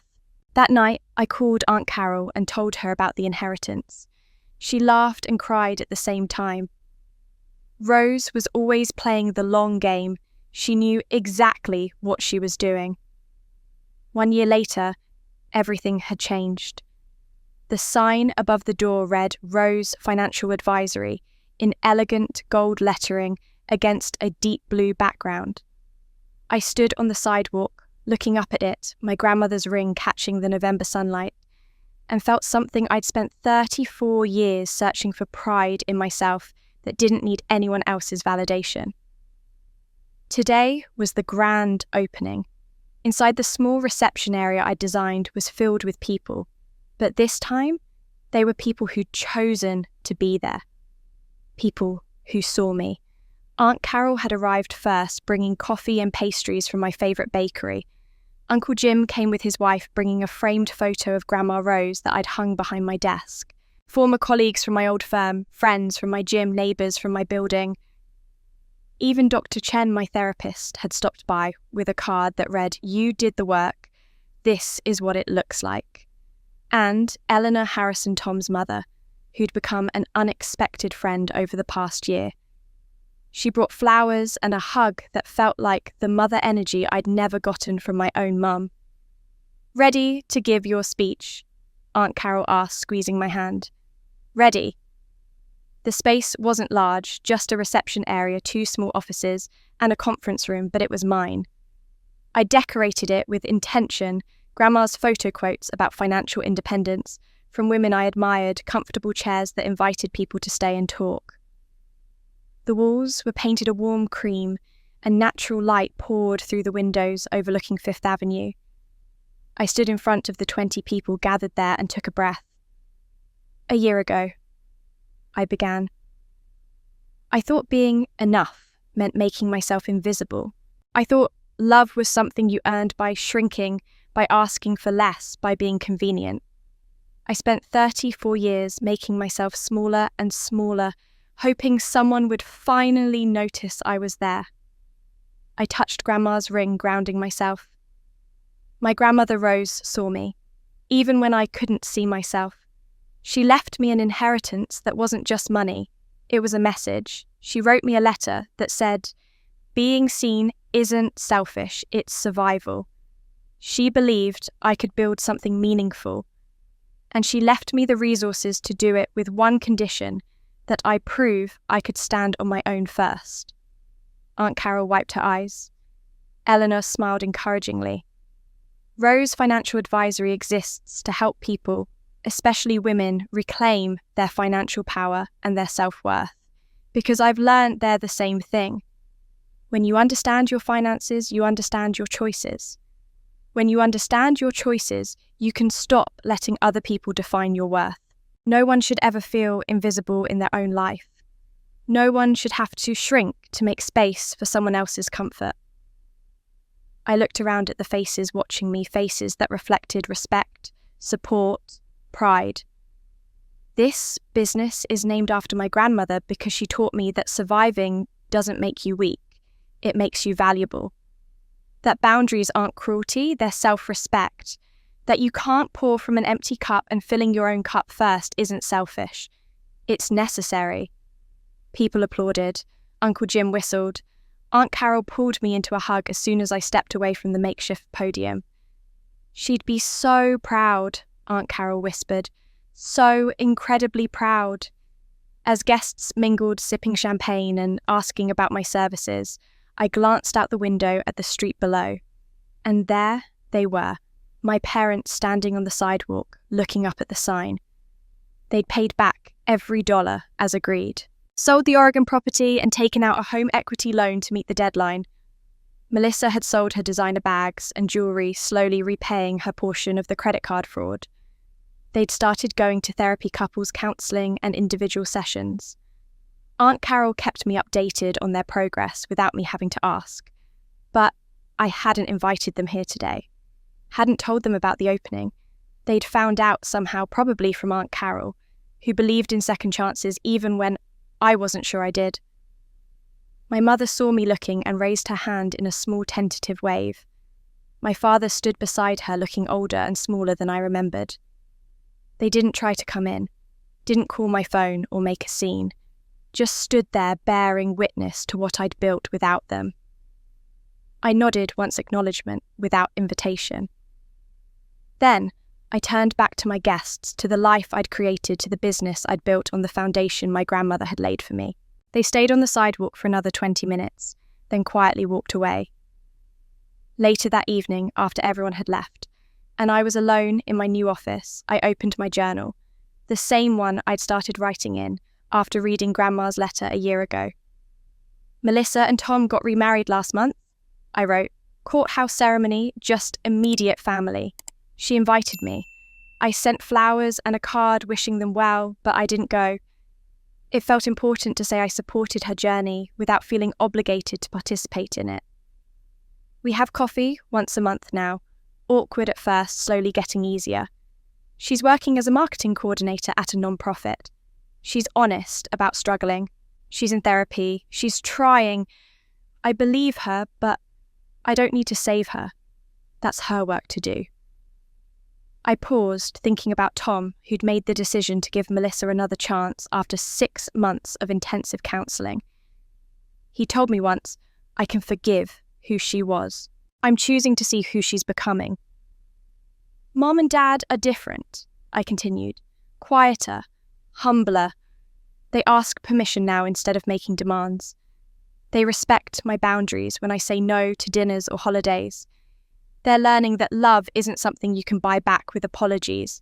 It's something you rebuild with actions day after day, choice after choice. I don't know if I'll ever fully let them back into my life. Some damage is permanent, but I'm not carrying their guilt anymore. That's theirs to hold." I looked around my office at everything I'd built. Tomorrow, I'd meet with my first client, a woman in her 50s who just divorced and needed help understanding her finances. Next week, I had 3 consultations booked. The business was small, but it was real, and it was mine. I didn't get my family back. I wrote the pen, moving smoothly across the page. At least not the way I thought I wanted, but I got something better. I got myself back, the version of me that existed before I learned to shrink, the version Grandma Rose always saw even when I couldn't see her myself. I closed the journal and looked at the photo of Grandma on my desk. She was smiling in it taken at her 75th birthday party, wearing the sapphire ring I now wore every day. "Thank you," I whispered to her image, "for seeing me, for believing in me, for giving me the tools to see myself." My phone buzzed with a text from Aunt Carol. "Your grandmother would have loved today. I love you, honey. So proud of you." I typed back, "I love you too. Thank you for standing with me." Then I turned off the lights, locked my office door, and walked out into the November evening. The city lights reflected off wet pavement from an earlier rain. The air smelled like salt from the sound and coffee from the cafe on the corner. My reflection looked back at me from the office window, a woman I was finally beginning to recognise. And for the first time in my life, I finally felt seen. If you've made it this far, thank you for listening to my story. I know it was long and painful, but I wanted to share it because there are people out there who understand what it feels like to be invisible in your own family.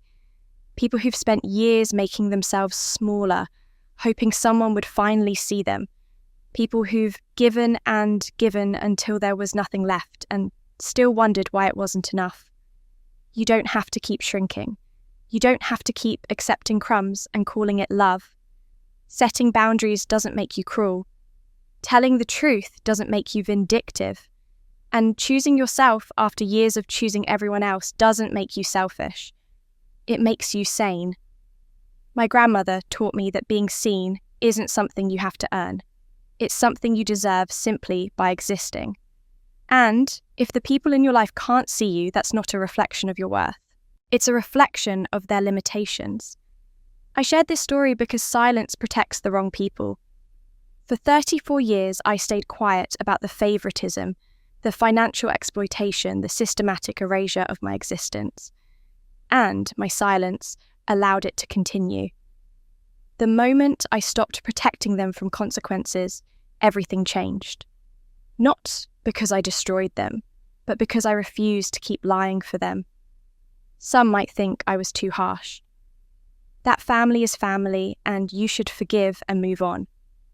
But forgiveness without accountability is just enabling. And love without honesty is just performance. My family had to face what they'd done before we could begin to heal. Some wounds healed, some didn't, and I've made peace with that. Others might think I wasn't harsh enough. But I wanted justice, not revenge. I wanted truth, not destruction. And I got what I needed. Today, I run a business helping women reclaim their financial independence. I have relationships with family members who choose to see me. I have boundaries that protect my peace. And I have a life I built on my own terms, funded by a grandmother who believed in me when I couldn't believe in myself. You deserve to be seen. You deserve to take up space. You deserve relationships built on honesty, not convenience. And you deserve to stop waiting for permission to live your own life. If this story resonated with you, I'd love to hear your thoughts in the comments. Have you ever felt invisible in your own family? Have you had to set boundaries that people called cruel? Share your story. Let's remind each other that we're not alone in this. And if you found value in my experience, please subscribe to this channel and hit that notification bell.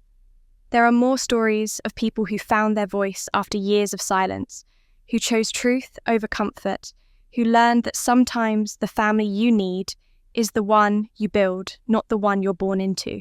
Thank you for listening. Thank you for seeing me. And I hope wherever you are in your own journey, you're learning to see yourself too.